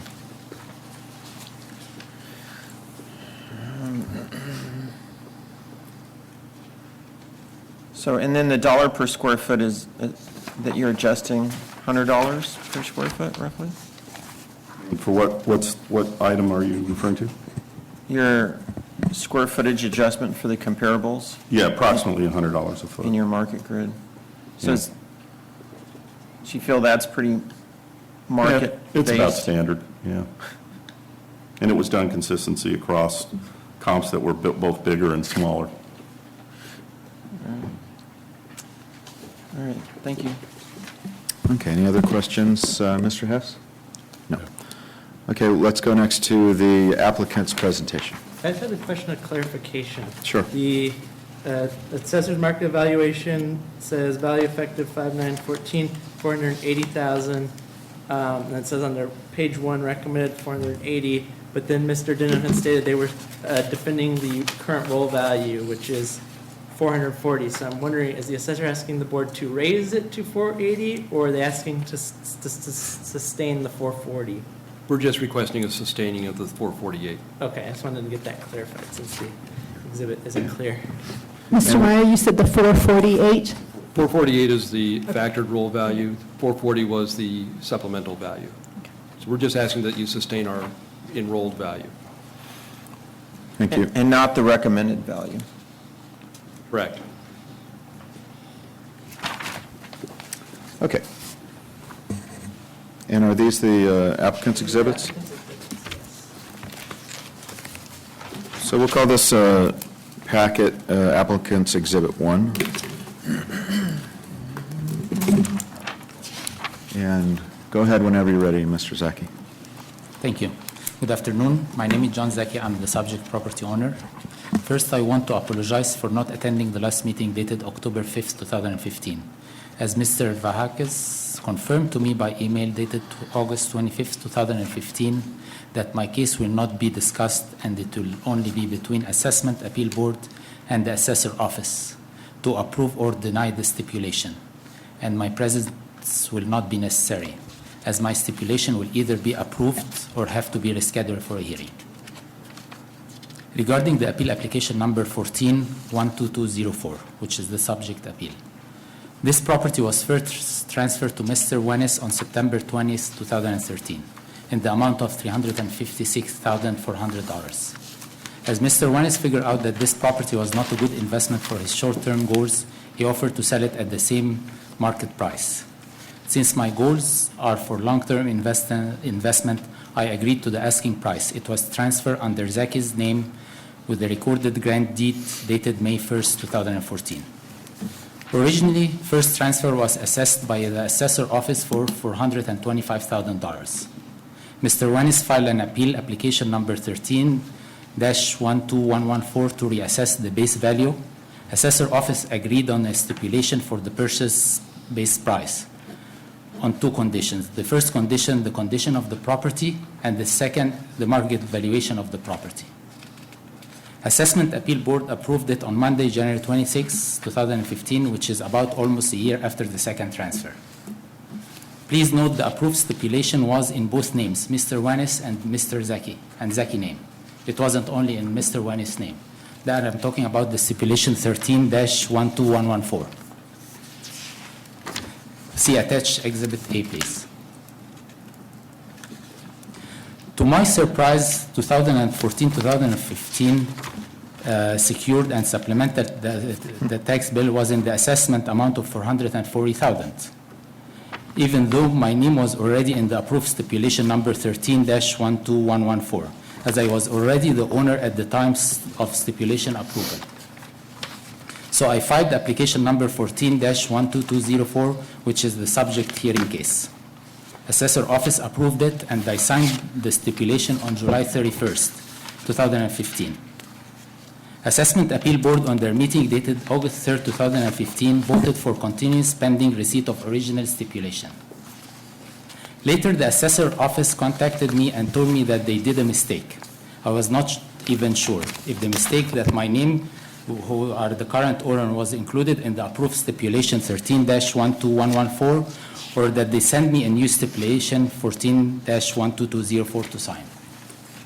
On the board meeting dated October 5th, 2015, the only reason that the board decided to vacate the preliminary stipulation 14-12204 was on the basis of the condition of the property. As Mr. Meyer said, begin quote, "We stipulated with the first one because they provided information in regard to the first transfer. We believe that this condition issue may have been resolved prior to the second transfer," end quote. The truth is, when Mr. Denham was advised that this sale was not in the open market, it was just that end for him and refused to discuss the value anymore with me. Please see attached text, email, and termite report that prove that the condition of the property from floor, paint, structural wall damage, and termite up to last month, which proved that the property was in the same condition for both transfers, which invalidate the assessor office argument to request the vacation of the second stipulation. Also, please see attached comps report for 3-bedroom, 2-bath ranging dates June 2013 and April 2014. Price range from $296,000 to $380,000, keeping in mind that the only one sold for $380,000 stayed 264 days in the market. In conclusion, based on the purchase price through a grant deed, the assessor's own opinion on the value and the condition which is marked on the approved stipulation, the comp report, and the condition of the property at the time of the second transfer, I believe the purchase price should be the base value. Thank you. Do you have any other information you'd like to provide? Just the closing. Okay. Thank you. Let's start with questions from the assessor to the applicant. Yeah, Mr. Zaki, I've noticed you submitted 5 comps. Are any of them from your neighborhood? I live in Rancho Cucamonga area, which is compared to Moore Park City is huge, so it's from Moore Park area. But my question specifically, are any of these from your exact neighborhood at all? As the subject. As the subject is. It can be, I didn't check that. Do you know the distance? It's an investment property for me. I understand. So it's 3-bedroom, 2-bath. I understand. I got the comps for those. Do you know the distance of any of these comps? I don't. You don't. Sir, are you a real estate broker? I am licensed, yes. You're a licensed real estate broker? Yes. But you don't know the distance of the comps and you don't know if they're from your neighborhood? Is that your testimony? No, I can check the distance from the comps, yeah, from the No, but subject at this property. time... Mr. Denham, he already answered the question. Thank you. Okay.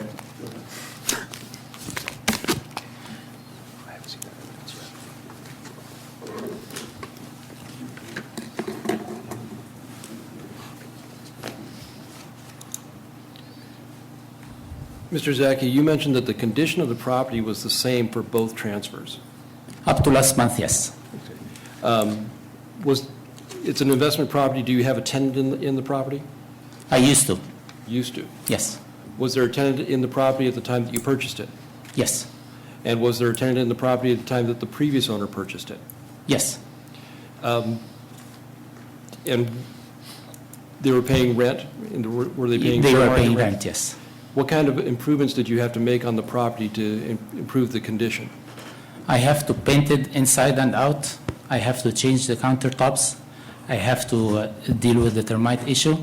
I have to deal with the broken structural wall issue that the car hit, and so forth. The flooring also. But you had a tenant in there with all those conditions in place? He took it in place and he damaged it, yes. Do you have any receipts for the condition repairs? I have part of the receipts, yes, but not here. How did you find out this property was for sale? Because I was the broker for purchasing it. So you were the listing broker for the first sale? Yes, I was. Was this a short pay? It was a short pay. The first sale, yes. So you listed the property, sold it to an individual, and then you bought it from him several months later? That is correct. Because I was going to be the listing broker anyway for the second sale. I have a question. Which bank was this a short sale for? If I remember correctly, but it was a Wells Fargo. Thank you.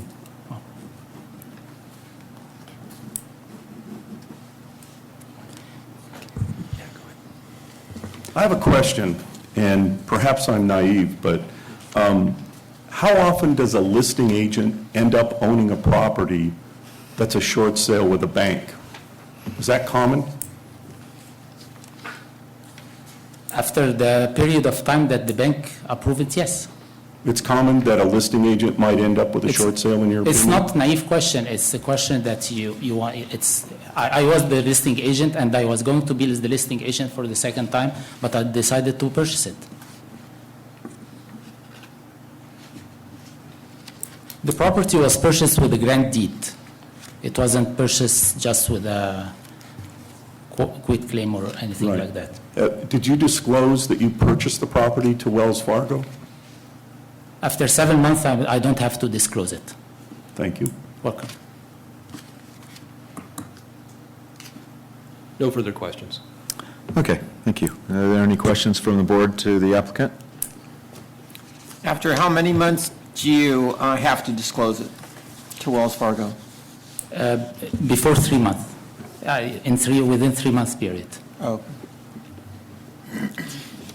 It wasn't the plan, and I found that it's an investment property, and I'm purchasing, even though I live at least 80-something miles away from it.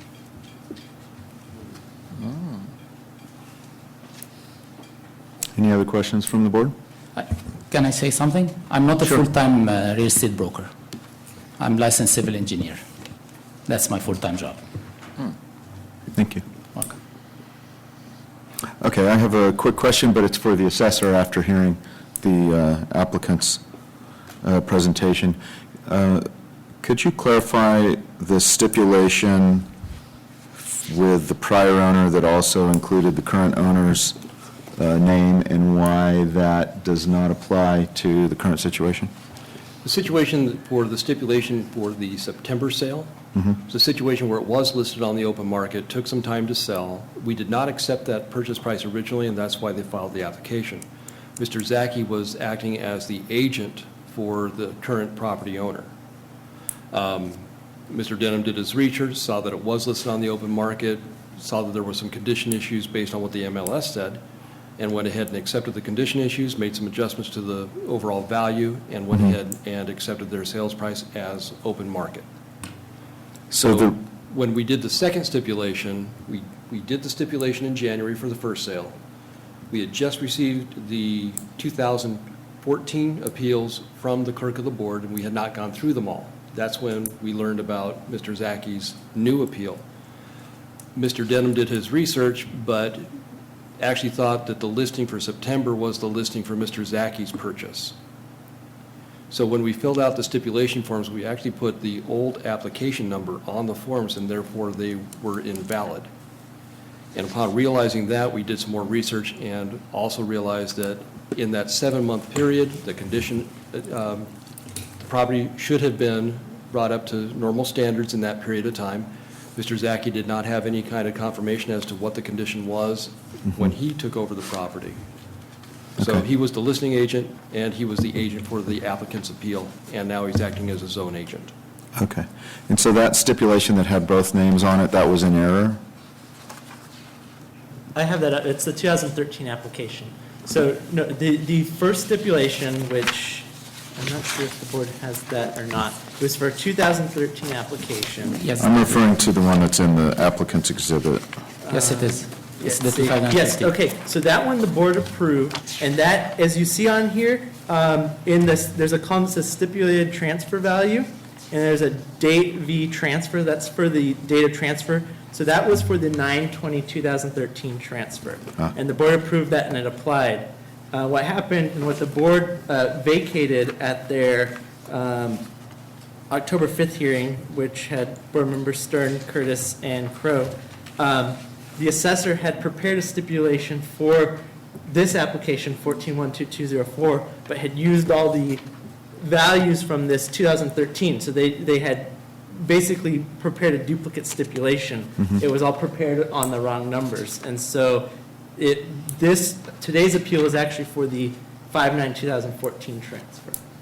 So that's where the errors with the stipulation came out. So the 2013 was approved and reduced, but that is for the 9/20/2013 transfer. Okay. Maybe I'm just hung up a little bit because it has the current owner's name on the 2013 So he was the professional stipulation. tax agent assigned to the case. So he was not on title. The application has an authorization attached to it that he was the Ah. authorized representative. Okay. Thank you. Are there any other questions from the board? so just so I'm clear, it was listed in 2013 on the open market? Yes, sir. Okay, and how long was it listed on the open market for?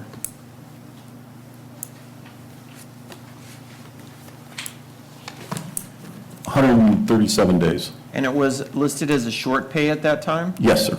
Okay, and then it transferred at 300 and, $56,400. because of the short pay? Correct. Okay. But again, we're here with respect to the 514 transfer. 5914, and it was not listed, and that's why we're here. Correct. Okay. All right, thank you. Okay, any other questions? Just for one piece of clarification, when he filed the appeal for the September transfer, we had not accepted that sales price either because we had market evidence showing about $425. So we initially enrolled $425, then they went ahead and did the appeal. Sure, but it was on the open market at that time, right? The first. As a Correct. short sale. Yes, sir. Okay, to the applicant, did you take a look at the assessor's appraisal? Yes, I did. Did you have any issues with it? If we looked at it, it's only two that we can compare it to, but I submitted in Moore Park about 6 properties. Sure. Value, so. But you do understand your comparables are further away from the subject than the assessor's comparables, right? I do understand. Okay. I have a question for the assessor office, please. Okay. Okay. Even though I was an agent for the previous owner, is it normal to put Zaki name on the approval because he's an agent? You know what, I've been reviewing the application, I may have slightly misspoke. It appears Mr. Zaki signed the application.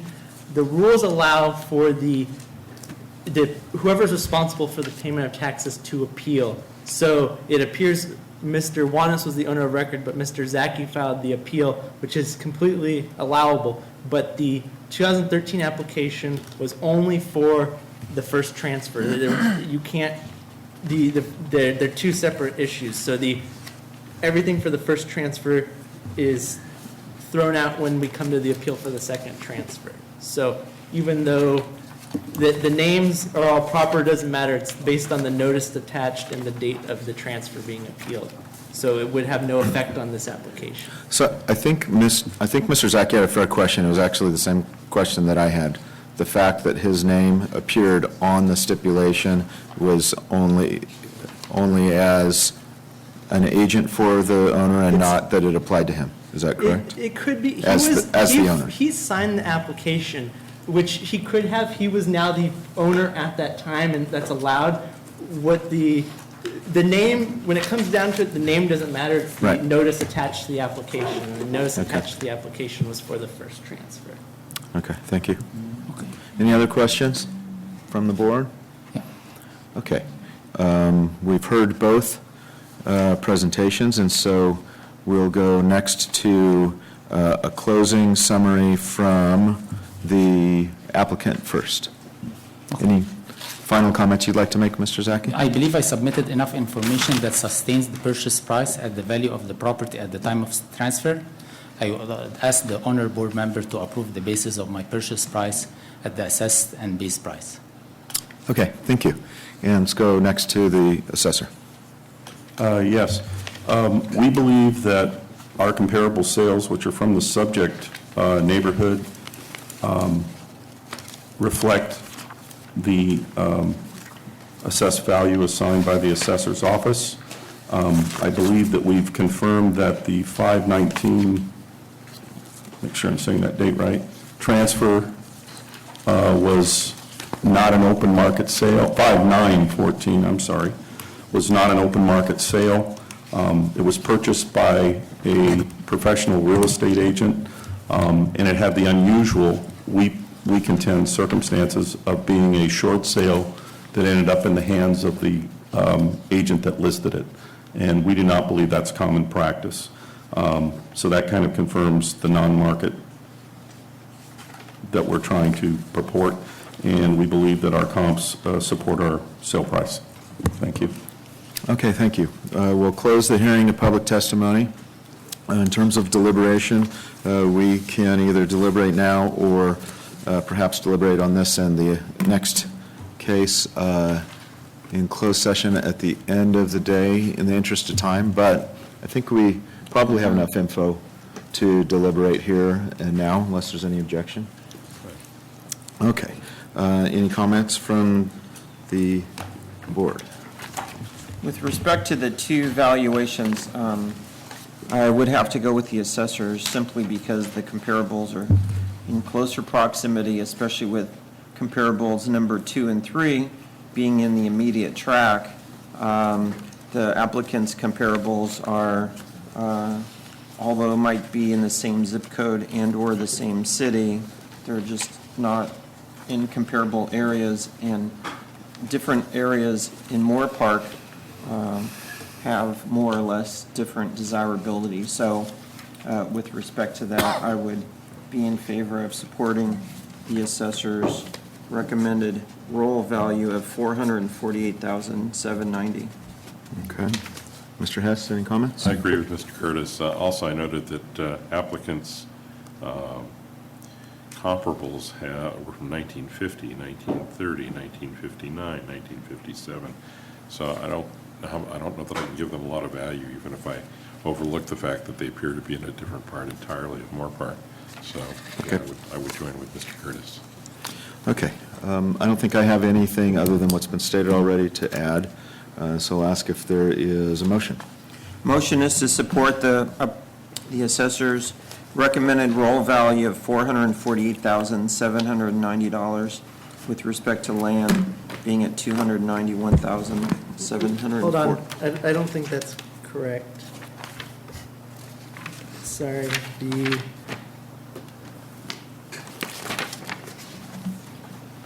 the current rolled value is 440,000. Is that? Even? That's the supplemental roll value. Right, that's the subject of the appeal.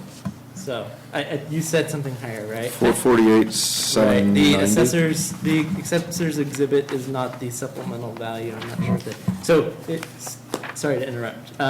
If the board is sustaining, the land value is 286,000, the improvement value is $154,000, and the total is $440,000.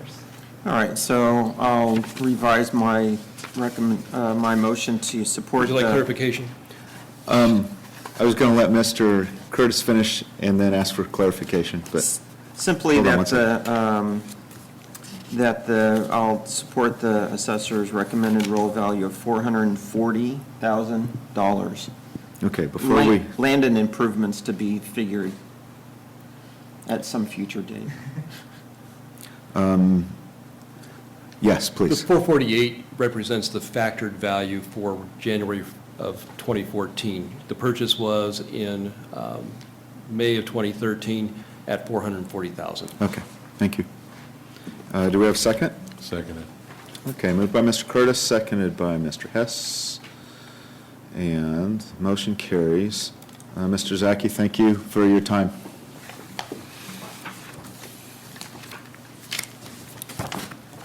Okay, we have one more application to hear, and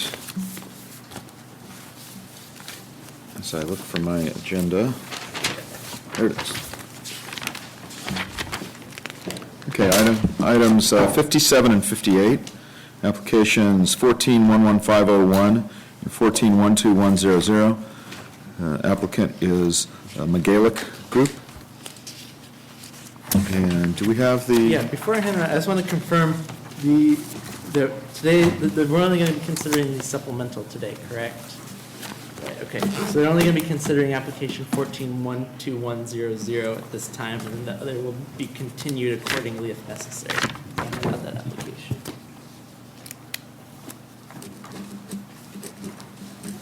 Okay, so I want to make sure our applicant's on the same page with us. Okay, so just application 14-12100.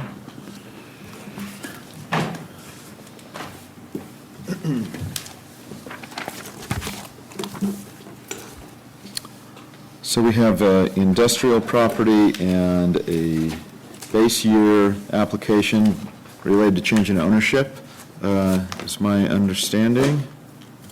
Making sure we have the right application. And I will ask, do we all have the same application? Board Chair. 14-12100, yeah.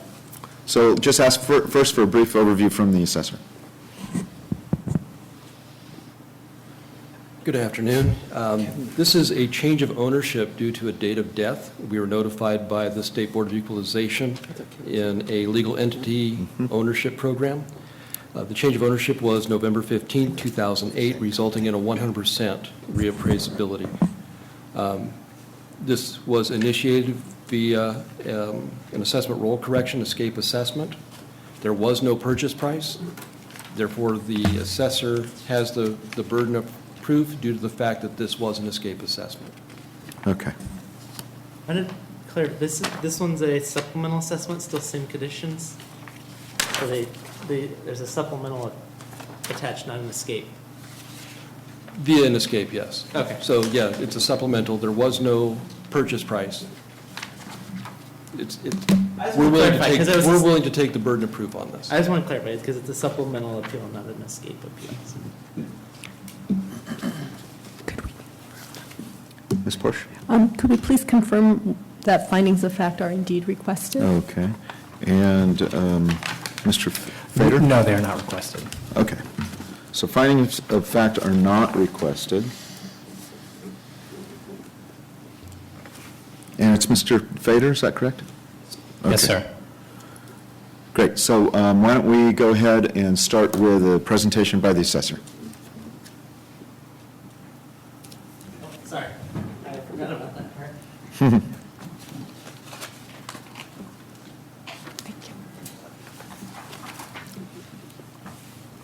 Thank you.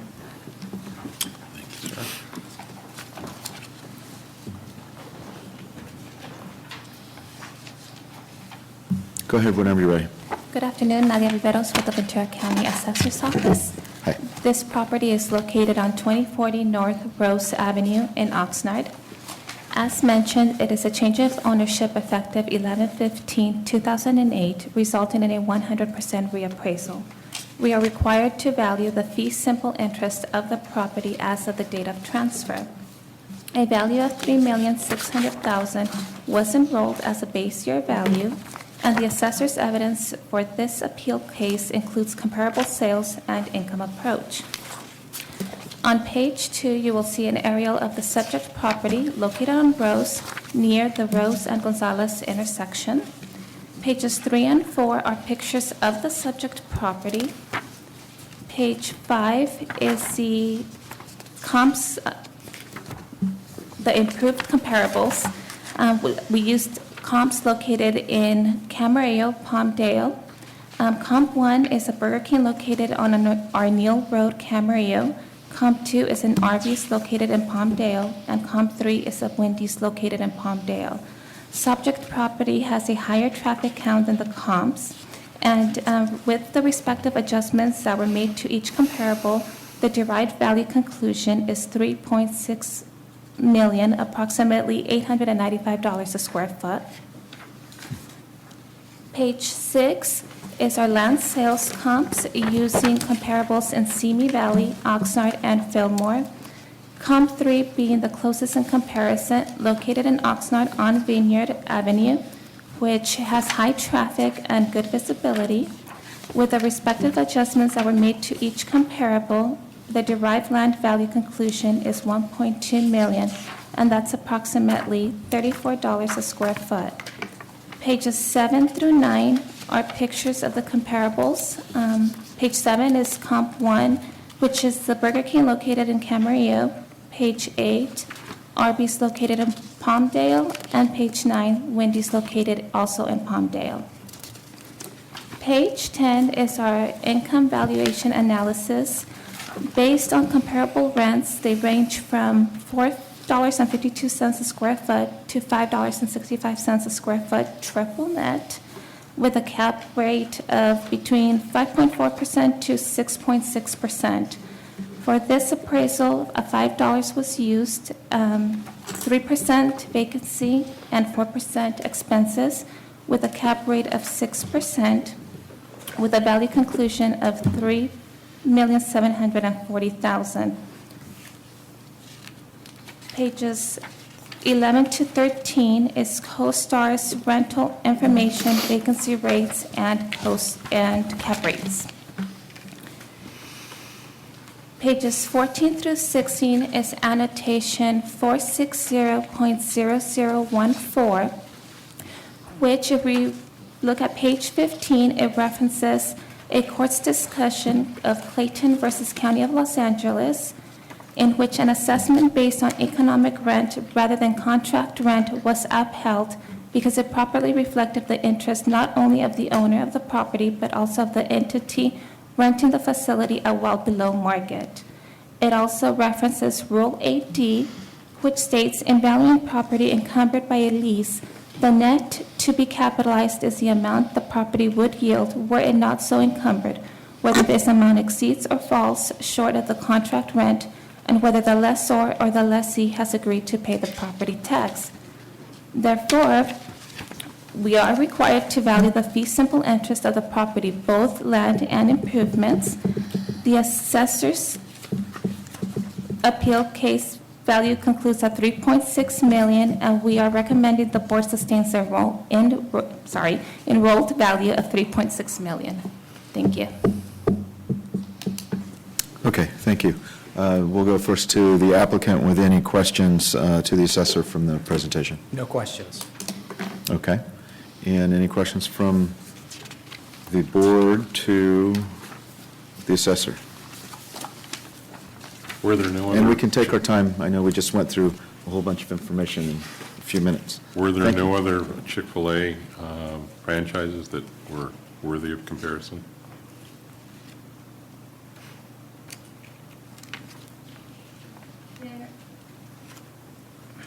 There was one in Moore Park Avenue, I believe in Thousand Oaks, but only for the rent, which was at a $4.07 a square foot, also triple net. And the reason we weren't using the $4 is mainly because of traffic count. We tried to find comparables that had similar traffic counts to the subject. Mhm. So one question that I would have would be related to the market rent used to determine the income. So at the $5 a foot, it looks like the comp sale 4 is in the same range. Can you just give us a little bit more background on exactly how that was determined as the market rate? We had there's a restaurant in Camarillo that also was at $5.65 a square foot.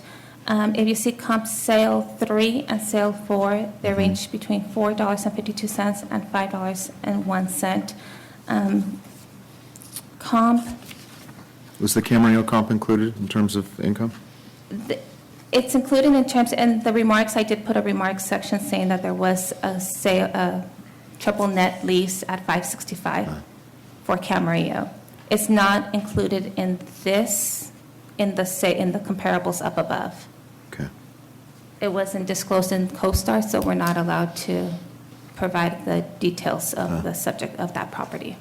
So we can't, in terms of the name of the tenant? Correct. Okay. Any other questions from the board? Okay. We'll go next to the applicant's presentation. Thank you. So the value that Chick-fil-A is requesting for this property for the 2008 valuation date is $2,864,300. What we've done is we've provided 2 levels of income approach. I've provided you our contract rent as well as a pro forma market rent, which you'll find your pro forma market rent to be on page 2. And I've used $45 a square annual rent, as well as 5% expenses with a 6% cap rate to come up with our value. We've had 8 restaurants open in Southern California in 2007 and in 2008. So what we've done is taken brand-new leases of restaurants ranging from LA County to Orange County, again, just to provide us with basis of what brand-new leases would look like. And you see that on page 3 as a range of market leases for these restaurants. So the average $45.40 a square. We felt like $45 total for this property is reasonable. And again, these rents are, the way Chick-fil-A handles the acquisition of property is Chick-fil-A will either ground lease that property or will acquire the property through purchase, and then we'll also build that structure and will imply a rent to that structure to the third-party franchisee. So that franchisee is a sole owner of that business, and they pay rent regardless of whether they sell chicken or not. So it is based around market conditions at that given time. So if we're identifying a market rent, we've, obviously with superior properties as well as inferior properties throughout Southern California, $45 per square foot is reasonable. The challenge that we have with properties like ours, especially when you have branded type properties, is determining what came first, the rent or the value. Because with other brands, Jack in the Box, Taco Bell, you can name it, typically when a franchisee builds their structure, they'll turn around and they'll do a sale leaseback in order to infuse their property with cash. So coming up with rents are rather difficult. And certainly when you have rents that are being derived based upon an infusion of cash through some sort of financing term, could obviously inflate rents upwards of $50, $55, $60 a square foot. With the fact that we have actual Chick-fil-A brand new properties is where we came up with our $45 per square foot rent. We do have on page 4 is our contract rent. Certainly we feel like that it is contract. We did acquire the property from Krispy Kreme. This is a former Krispy Kreme restaurant. So the ground lease was assigned to us from Krispy Kreme. We also paid consideration to acquire the leasehold, which that's also included in your packet, as well as spent additional construction dollars on getting it up to Chick-fil-A speed. Again, all that information is provided in your packet from 4, 5, and 6. And again, I have cap rate support in there as well, starting with page 7 through page 12. If we refer to page 13, 13 is a sort of a cost approach. I know typically we don't use cost approach to value, but being a brand new Chick-fil-A restaurant, it's something at least to consider, with the land value being reasonable as based upon other comps, and we've verified the comps that the assessor's office has provided. So the land value is reasonable. And if Chick-fil-A were to build the building, a value of $1.4 million, which is applied here in our cost approach, would be enrolled in that if we had demoed the Krispy Kreme and started all over again. But again, just as a basis for where we're coming from in terms of valuation, we didn't provide any market sales because frankly, they all had tenants included with them. And when you buy a property with including a tenant and a ground lease, there is some consideration paid for the existing lease and cash flow that that particular investor will receive. It doesn't necessarily attribute to the value of the property, but more or less the value of that cash flow as well as the value of that long-term tenant.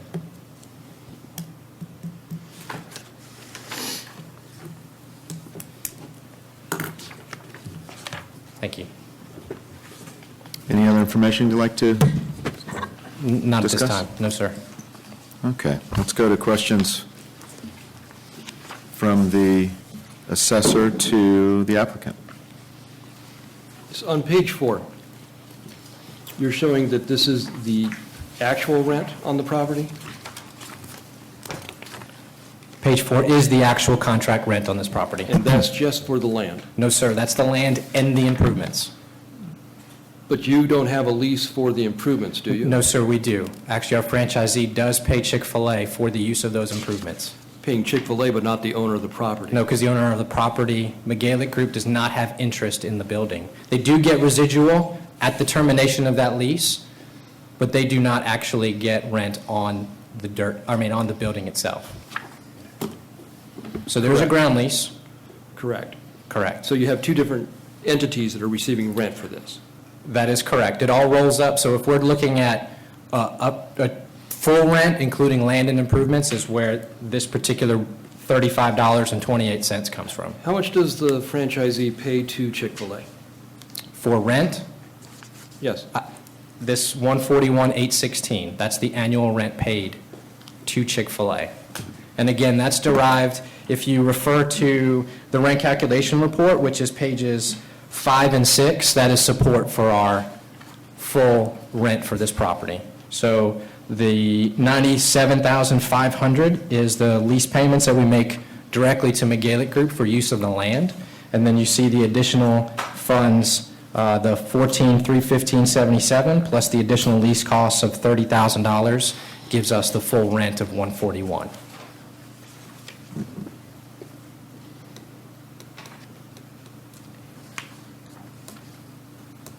And you consider that market? Actually, no, you consider page 2 to be market. Correct. Given the 8 or 9 restaurants that opened in California, again, through LA County, Orange County, Riverside County, just giving us an idea of what those rents would look like. We're using the same cap rate, so I can't really attack that. Well, I think determining rents weren't necessarily capped backwards. Those were negotiated based upon construction costs as well as acquisition costs, land leases. So they varied based upon deal, but certainly all within a range that gives us an idea of where we stand.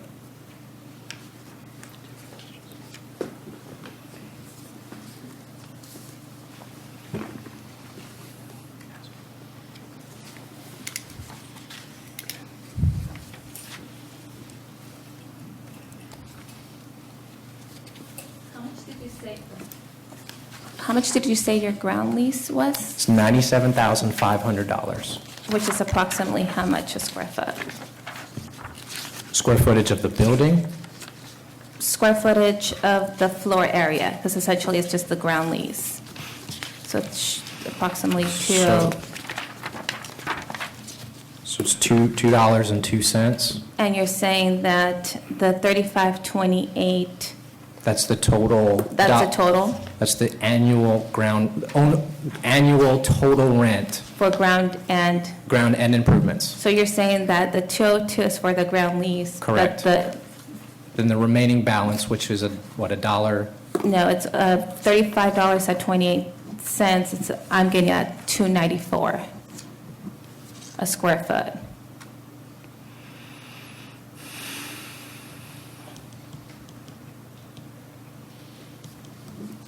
Right, so the difference, what is that, 92 cents for just the It's- building? So essentially, it is a ground lease. It wouldn't be market rent. I'm not challenging that it is market rent. That's why we're using the $45 a square. The $35 is contract, and as we probably discussed previously, sometimes contract and market rent don't equal. So that's why we're using all brand-new leases, because we inherited, we were assuming this lease from Krispy Kreme. If it'd be a brand-new ground lease, the question at hand would be, would the $97.5 be market rent at that time? I think we're challenging to say, no, probably not. It would probably be more, hence the $45 a square. And could we go back to page 3? Sure. Were these ground leases or full leases? They are full leases. So I pulled these directly from our database. So this would be land and improvements. Do you happen to know what the traffic counts were on these? I don't offhand, no, sir. Generally speaking, Chick-fil-A has relatively equal traffic. We try to identify locations that are highly visible, well-traveled, in order to maintain our business and our brand presence. As you can tell by the brand-new restaurants we've opened in Ventura County.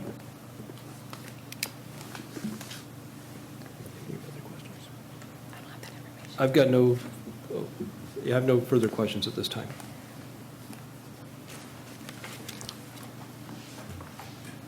I'll give you 1 second since it looked like Mr. Horn was coming in with a question. Do all of the Chick-fil-A's have drive-throughs? And do all your comparables have drive-throughs? Yes, not all Chick-fil-A's have drive-throughs. There is a handful that do not. Those would be considered inline spaces, and those have not been included in this analysis. And your comparables do all have All drive-throughs? include drive-throughs and are obviously all in excess of 3,000 square feet, so they all have drive-throughs. My pleasure. Okay. Any questions from the board to the applicant? Do any of the comparables all have dining areas? Yes, sir, they all have dining areas, so we're not including like a drive-through only restaurant, like the brand-new one in, Thousand Oaks drive-through only. So we have one restaurant that is a drive-through only, so these do not include any of those type properties. We obviously want to include dining space as well as, all necessary kitchen space, things of that nature. So these, we build, generally speaking, we build cookie-cutter type buildings. They're all relatively similar. This one's a little unique in where we actually split the restaurant in half, where the left side is the kitchen, the right side is the dining. You're talking about the subject? Certainly, yeah. So this one does have dining. So the subject property is unique, where it actually, it's something we don't normally build, but obviously because Krispy Kreme properties were available, we acquired, but we actually split the building straight down the middle. We don't normally do that, so there's some challenge to that kitchen area. That's neither here nor there, but this subject property is at least shaped similar to all of our other restaurants.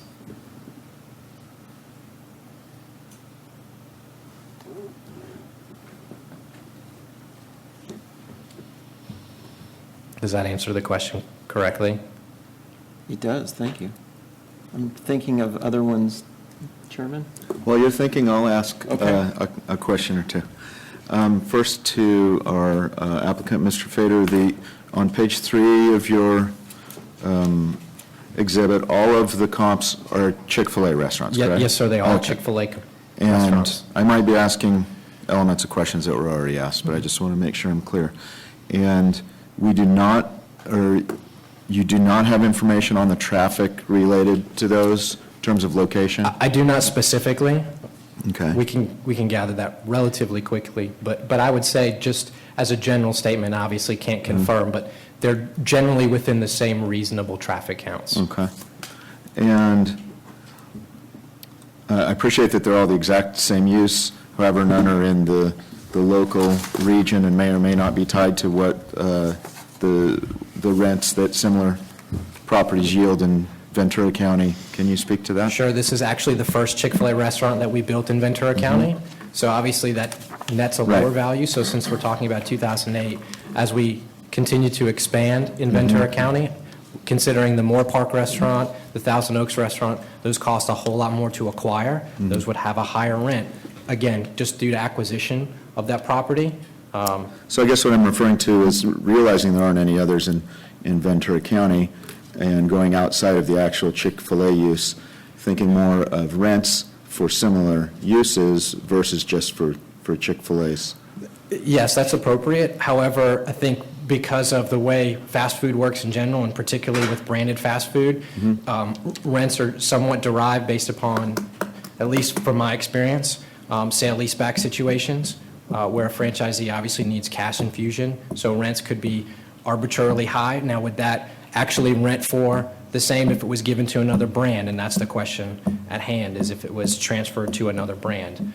So it's purely, I think from my opinion, purely based upon the tenant and the circumstances of that franchisee at the time. Okay. Thank you. I'd like to ask a similar question to the assessor. What we're dealing with primarily is a difference in market rent between assessor and the applicant and their valuations, applicant at $375 a foot and the assessor at $5 a foot per month. We had one in monthly, one annually. And so in terms of the comps on page 10 of the assessor's exhibit, going back to that, sale 4 does show, shows a rent of $501 a foot for a property in Mission Hills. What, unless it's already been discussed, and we might have supporting info, can you tell us a little bit more about that property and what the use is and its traffic and location related to the Oxnard location? Like I said, that comp is on Lowe's Drive, Palmdale. It is a Wendy's, and it does have a traffic count of 32,572. Ours, the subject property, has 43,454. Okay. Thank you.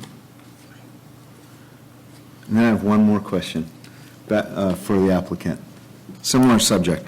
So we discussed rents and how rent might be higher, as you discussed in Thousand Oaks or other locations within Ventura County, but the prices at the restaurants are all the same, right? Correct. And so wouldn't traffic, regardless of whether the land value is more expensive, say, in Thousand Oaks than Oxnard, be the bigger determining factor? Potentially, yes. I think we're talking about 2008 versus 2014. Right. So there obviously is a different market at each point. Whether or not that franchisee decides to handle their business is purely up to that franchisee. You know, Chick-fil-A doesn't necessarily have a complete stake in the operation of that business. Okay. Great, thank you. My pleasure. Other questions from the board to the applicant or to the assessor? We can take a minute to think if we want. So with respect to Chairman Stern's question, the difference is the market rent per square foot. Is that correct? For the most part, yes. But we're also looking at the comparable sales also in our exhibits. The comparable sales, Yes. which you have no comparable sales, correct? Well, we wanted to at least show sales, market sales that did not have tenants in there. I think our contention is that with sales with existing tenants come an additional encumbered lease that is associated with that sale. So if you already have an existing tenant, my contention is you would generally pay more for that property because it is encumbered by that lease. So the full bundle of rights is not necessarily included in that transaction because it already has an established lease. That tenant may not necessarily leave. Obviously, that landlord would love to have that existing tenant because the existing cash flow is included. And so what we try to identify is the fee simple value of just the land plus the sticks and the bricks, not including who the tenant is, the sign on the building, the business operations, or anything of that nature. So because they don't necessarily exist, there's nothing really to show for it. If I could comment on that a little bit. Hold on one sec. So agreed, but you don't have any comparable sales, right? Correct, because there were there were no sales that did not have an existing tenant in there. In the entire world? Oh, not in the entire world, but I at least wanted to show something in this given market. I mean, there are many transactions, and generally speaking, we're in the neighborhood of the $300 to $400 per square foot range. You know, in San Bernardino County, Riverside County, we're in the neighborhood of $500 a square foot. So at least we wanted to be reasonable in our requests, and I could have expanded beyond Ventura County, but at least wanted to be reasonable in the position. As the assessor did, correct? Correct. The assessor did provide comparable sales within Ventura County. But again, my contention is that those sales include something beyond the value of the real estate. Typically, do you not include sales with respect to an appraisal or evaluation? It depends on what sales are available. So if we have sales of vacant properties, we'll at least show that as a reference or a floor against those sales with existing properties. Sometimes we don't have great sales. Sure. And sometimes we have to say, hey, we don't have great sales, but here are the best ones we have. Fair enough. So I think I see your point, and you make a great point, but at the same time, you know, if I was to vote in favor of the assessor, my thinking would be, gosh, I wish you would have supplied some sales, even though they might not have been the best ones. Do you know what I mean? Sure. I mean, we see these cases all the time, and the sales are, I mean, the comparable sales have all of these different factors that you're talking about, but at least sometimes the applicants will supply them just to kind of give us a broader overview of the whole picture of the pie. Sure, that's fair. Okay, I'm sorry, go ahead. In addressing the issue about vacant buildings, and that's how they should be assessed based on Mr. Fader's comment, typically they don't sell in the open marketplace as vacant per se. And also when you're working on the income approach, you have to establish what the fair market rent is to determine what the fee simple value is. That's under Property Tax Rule 8. If a property is vacant and it does sell in the open marketplace, and we use an income approach and a sales comparison approach, I guarantee you that the applicant would be in here saying you have to give us some credit for it not being vacant within the income approach also. In other words, there's an allowance for that. But typically, the fast food restaurants, they are kind of a crown jewel in the portfolio of any property owner because they do pay premium rents, and they are a market within themselves.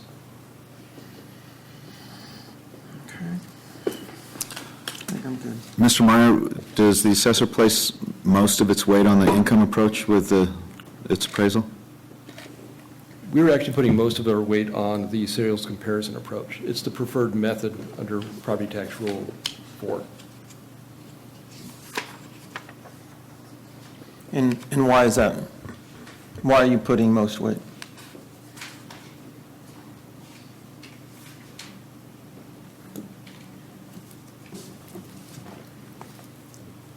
Under Property Tax Rule 4, sales comparison approach is the preferred approach. Property Tax Rule 8 says that the income approach is the preferred approach if there are no sales comparables available. And Property Tax Rule 6 says the cost approach is the preferred approach if there are no sales comparison approaches, sales comparables available, and the property is not typically purchased for its income. Wouldn't the income approach be most appropriate if that is the most often used method of underwriting value by buyers in a If specific that's what the market? market is recognizing, yes, but we put most weight on the sales comparison approach in this case.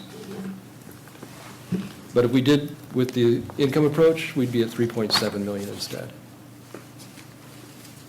Okay. Any other questions from the board?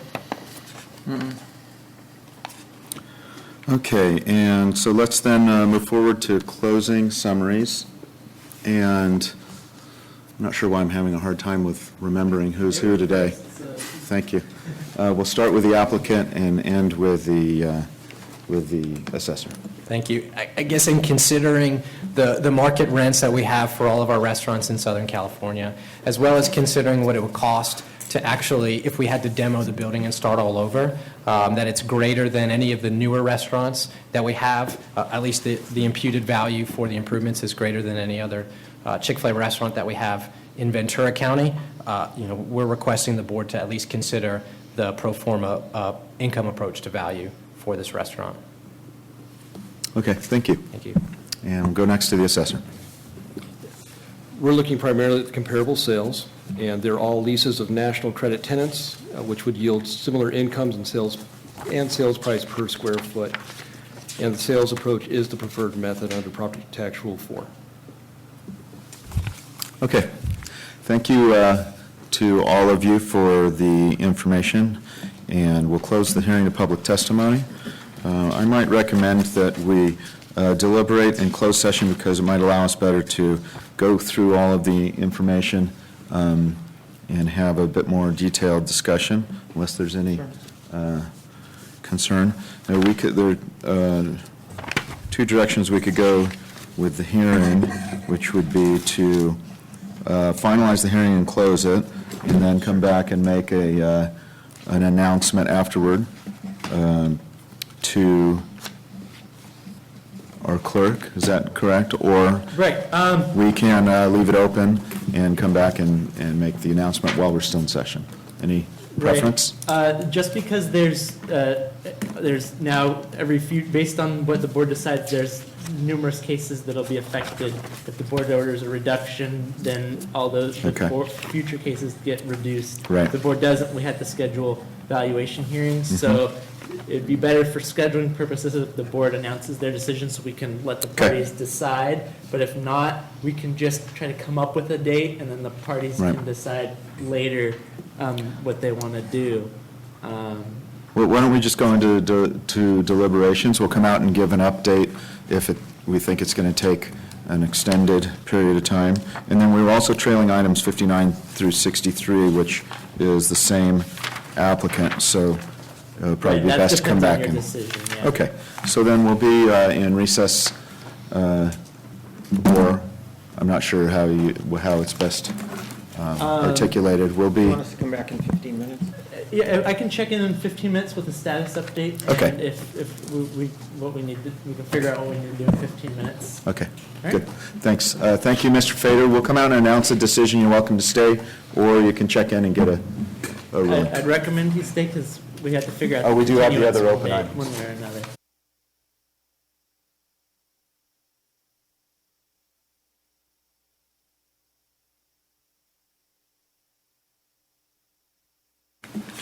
Okay, we're back in session at 3:12, and the board has been in deliberations related to items 57 and 58. Applicant is Megalic Group, and I believe we've reached a consensus. Okay, I would like to make a motion. I'll preface it saying that I'm going to go with sustaining the assessor's recommended roll value.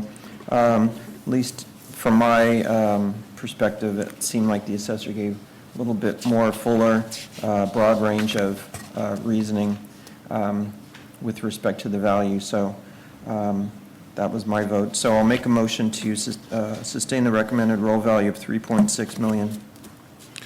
I will second that with comments as well, that I felt like both sides could have given us more than what we had to work with. Okay, so we have a motion from Mr. Curtis, second from Mr. Hess, and motion carries.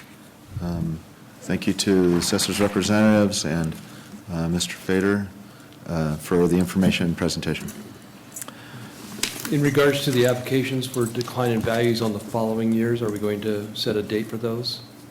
Yes. Yes, we were trailing items 59 through 63. Yeah, and that also includes item 57. So 59 through 63 are escape assessments, and 57 is the 2014 decline in value appeals. So that would be decline in value appeals for 2009, 10, 11, 12, 13, and 14.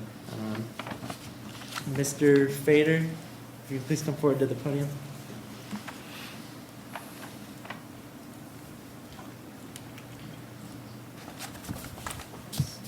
Just before you jump the gun, you still want to go forward with the decline in values for all the future years? Yes. Okay, and the parties both needed some time to prepare those cases. I'm thinking maybe we do the April 25th date, unless you want to get them done sooner, we can do the February 29th date. April 25th works for the assessor. Okay, and April 25th for the applicant? That works for Chick-fil-A. Okay, and we're talking, Mr. Vlahakis, about items 57 and 59 through 63? Correct. Okay, and we just want to make sure we're all on the same page. Yes, sir. Okay, so looking for a motion to continue items 57 and 59 through 63 to April 25th. So moved. Second. Moved by Mr. Hess, seconded by Mr. Curtis. And motion carries. Thank you. Okay, just a couple more items left for us to finalize. We have our stipulations, item 158 on the agenda. Stipulations are items 159 through 175, and we all received those, I believe, via email before the hearing. Are there any questions or comments on the stipulations? I've reviewed them and approved them as stated, as presented. Second. Okay, so moved by Mr. Curtis, seconded by Mr. Hess, and stipulations are approved. And next, any public comment? Okay, any board comments? Okay, then we will be adjourned at 3:16.